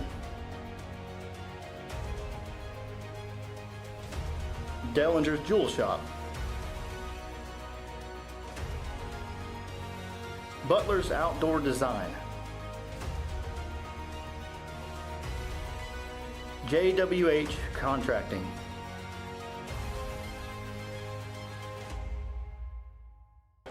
Back here at John Gemmel Stadium, Crest leads at 32-14. Crest threatening to put some more points on the board. Husky calls his own number, doesn't make it to the 20-yard line before he gets brought down. Husky stop 34, Lipscomb on the tackle. A little help from Antonio Armstrong. 5:40 to go in this ball game. 2nd and 10. Hadn't been given many scores out tonight with all the signals and Wi-Fi in the area. Just not able to get any out, but we do want to give a shout out to our just-in-time Caldwell Banker Farm Bureau 133 West sponsors. Over on the left side, still on his feet. First down. I got a few score updates I can do, Drew. Caldwell Banker Farm Bureau 133 West just-in-time plumbing, because we've got a few finals. Last score I've got: Shelby 23, Burns 14, Lincoln 19-17 over West Lincoln, South Point 35-14 over North Gaston, Hunter Huss 9-3 over Ashbrook, East Gaston 72-0 over Highland Tech. Final. Here's one that shocked me a little bit: North Lincoln 13, East Lincoln 0. Final. Wow. I told you. Wow. Wait, what was that? North Lincoln beat East Lincoln 13-0. Wow. I haven't heard much from the running back at East Lincoln. Is he hurt? I don't know. I haven't heard anything, really a lot of talk about him.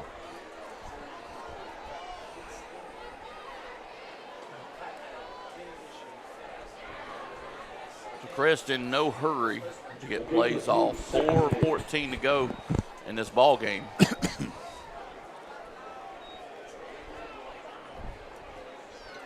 Stay tuned for our post game. We'll wrap it up. Tell you what to expect from here on out.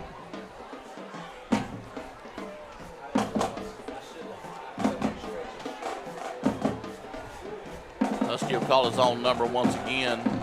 You know, this offense, the Husky runs, reminds me a lot of the slow mesh that Wake Forest was running Right. a year or two ago.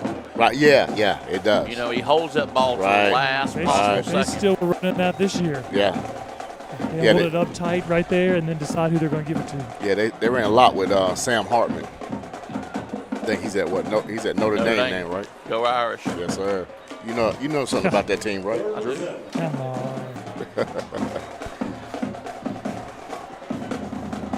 So 3rd and 7.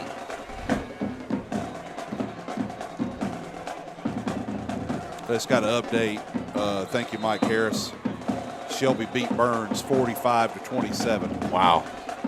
Not surprised. And Crest will take another timeout. That'll be their second. We'll take a break. We'll be back. More Mountaineer football after this. The Mountaineer football broadcast is brought to you by Gutter Guys,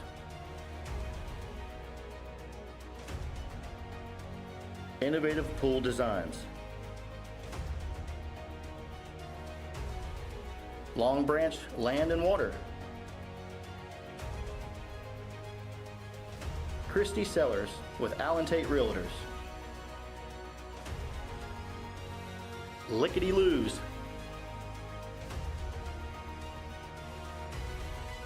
Brinkley Financial Group,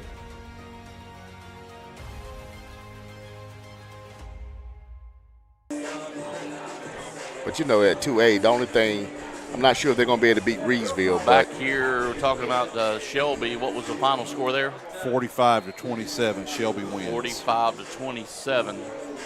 Talking about what Shelby possibly will do here in the playoffs.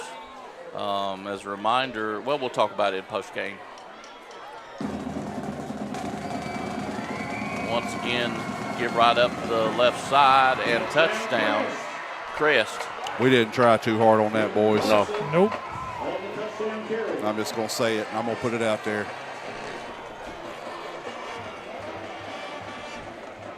I'm with Lamont. I think once they took that kickoff back, yeah, I really that think that broke our will. it did. I mean, it was 19-14, and whenever AJ took that kickoff back, it quickly sucked the momentum out of us, and it was downhill from there. Crest will attempt the extra point. Ball is up. The kick is up and the kick And it is good, so they'll add one more to it. We'll take a break. We'll be back here. More Mountaineer football. Stay with us. The Mountaineer football broadcast is brought to you by Brittany Austin and Hewlett Realty, Flooring America,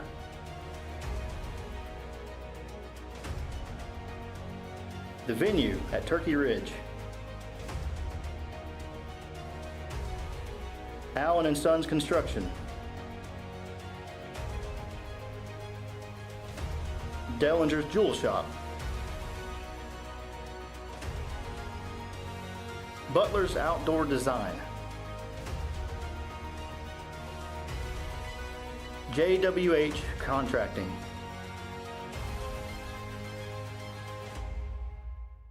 At this point, it's Back here live, John Gamble Stadium. Seen a few people exit the stadium.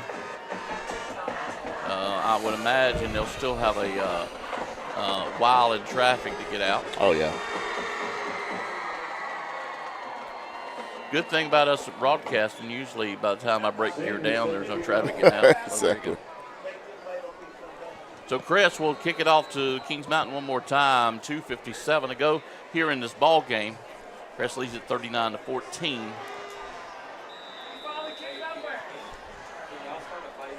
And did it go out of bounds or the end zone? about 20 yards out of bounds. Yeah, 20 yards out of bounds. And I would imagine we'll take over the 35-yard line.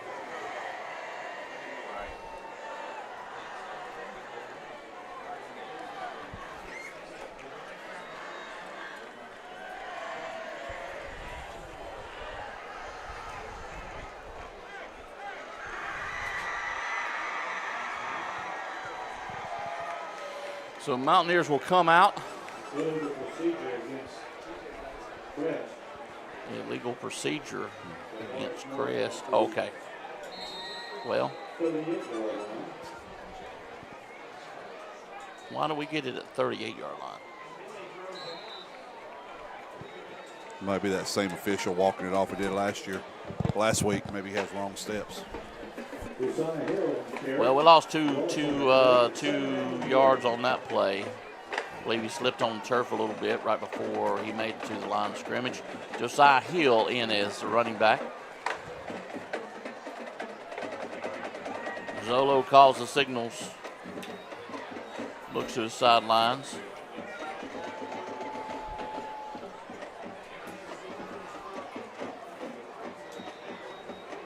Hand the ball off to Hill, right up the middle, misses one tackle, and two gets brought down around the 40-yard line. So he'll gain about 4 and bring up a quick third down, 2 minutes and 5 seconds to go. I would hate to give the ball back to Crest right here. I Yeah. completely agree. Well, guys, I know we've only known some of this coaching staff since this past year, but I guarantee you, like any good coach, they will learn a lot in a loss. Oh, yeah. Maybe sometimes as much as or more Right. as a win. Right. I mean, we wanted to come out and get a win, but Most definitely. hey, we've got to regroup. It's not the end of the season for Right. us. You tip your hats off to Crest, and Zolo still with the ball, trying to cross the 40-yard line. He'll get close to it, 39, and bring up a fourth and long for Kings Mountain.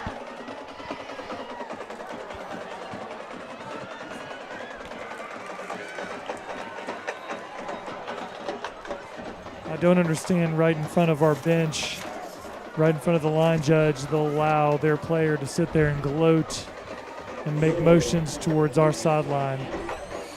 I mean, I know the game's over, but come on. Yeah. I just hope everybody just be calm at the end of the game. We don't need no fights or anything like that. I mean, they won. They beat us. Mountain will let every Get out of here. second go off his play clock before they give it away. 37 seconds to go. And all the way down to about the 24-yard line. So Crest will come back out and have to at least start the clock with one snap.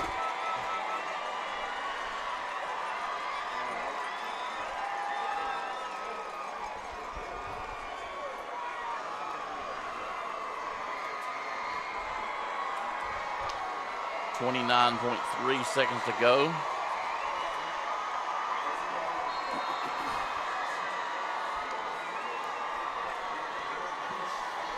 And Crest looks to be in a victory formation.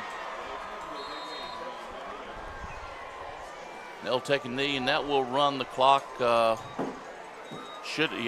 will run the clock out.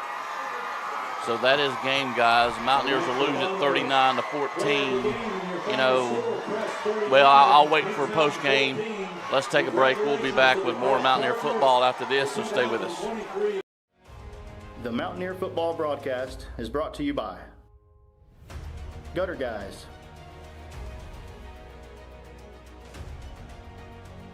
Innovative Pool Designs,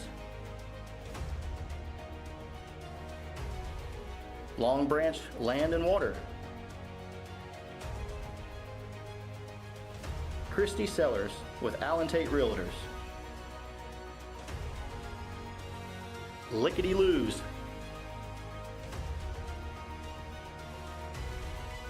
Brinkley Financial Group,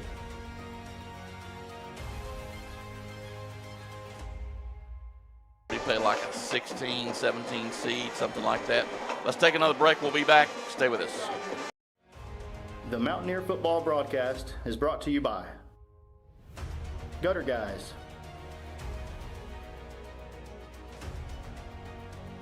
Innovative Pool Designs,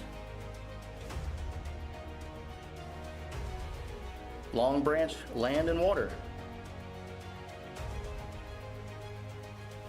Christie Sellers with Allen Tate Realtors,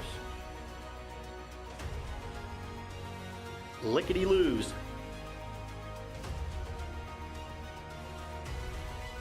Brinkley Financial Group,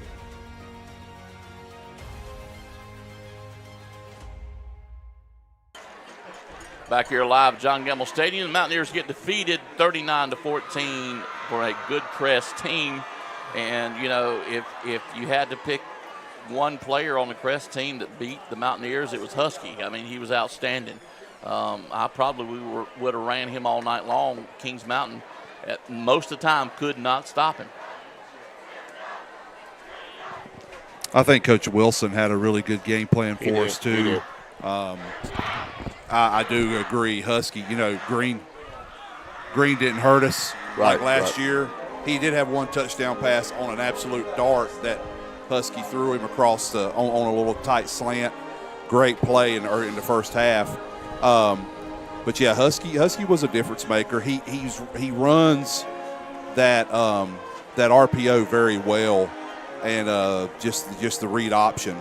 And that's why he's dangerous, because even if he gets loose just on the second level, we're you know, nobody's there to stop him. But, you know, here's the deal, and this is not to be cliche or, you know, moral victories. I hate them. I'm not saying anything about like that. But here's the deal. Here's what you got to decide. Are you going to decide to tuck your tail and lick your wounds and be a big old baby about it? Or are you going to learn from it and move on? Because here's the thing. Last time I checked, the number one seed didn't win the state championship last year, because that was us. That's right. And we lost in the third round to a 4 seed. Fourth round. Yes. And I also remember in 2015, we were a 10 seed and played South Point in the semifinals. So lots can happen between now and then. Right. So I know you've worked way too hard to be 9-1, and we got a shot. So that's going to be the measure of the team. So let's see what they can do. Congratulations to Crest and Coach Wilson and Coach Soseby. They had a great game plan. I did not think it would be this way. I thought it would be a little closer. Right. I think it could have been. We just were a little anemic on offense. We couldn't get things going. But we'll see what happens. And if we meet them again, we're going to meet them in Upper Cleveland in Crest. We're going to meet them in. Yeah, but I don't think they want to see us again, though.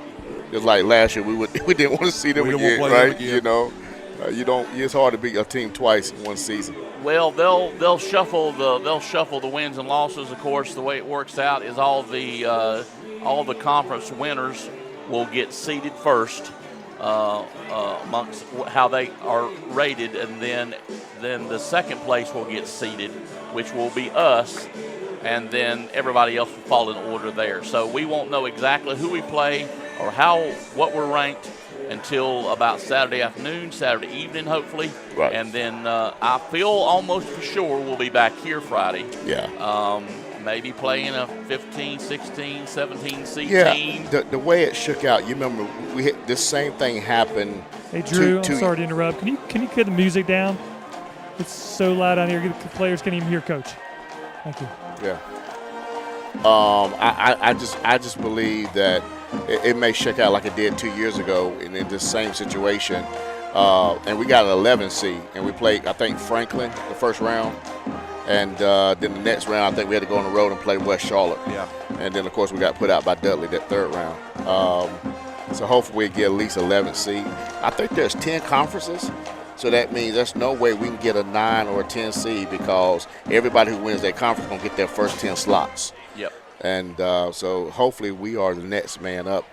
We were 11th. We were number 2 in the West coming in. Okay, so we should with RPI. So we should get the 11th seed. We should. Yeah. We should. We hope so. But then that puts us on the, unless there's an upset, unless a South Point beats one, that puts us on the road the second round. So, guys, we'll wrap it up here. Mountaineers do lose his 39-14, but we live to fight another day. Stay tuned to social media. You can check on it yourself, North Carolina High School Athletic website. They'll post the brackets. Usually around Saturday afternoon. It's really hard to get into them because everybody's trying to check it at the same time. So we'll find out. If nothing else, check social media or watch the coaches show Wednesday night, and we'll inform you who we're going to play and where it's going to be at. For myself, Drew Fulton, Jeff Johnson on the field, Craig Short, Lamont Littlejohn, all the camera operators, and we hope Deanna she's okay. I think they sent her to just get checked out. But for everybody and the whole staff, thank you to the Touchdown Club, to the staff here at Kings Mountain High School, the head coach, the athletic director, and, of course, the principal, Dustin Moorhead, and our wives that give us the opportunity and time to come out here and do this for you. Thank you so much for listening and watching. We'll see you next time. KMHS Sports, presentation of the Kings Mountain Touchdown Club.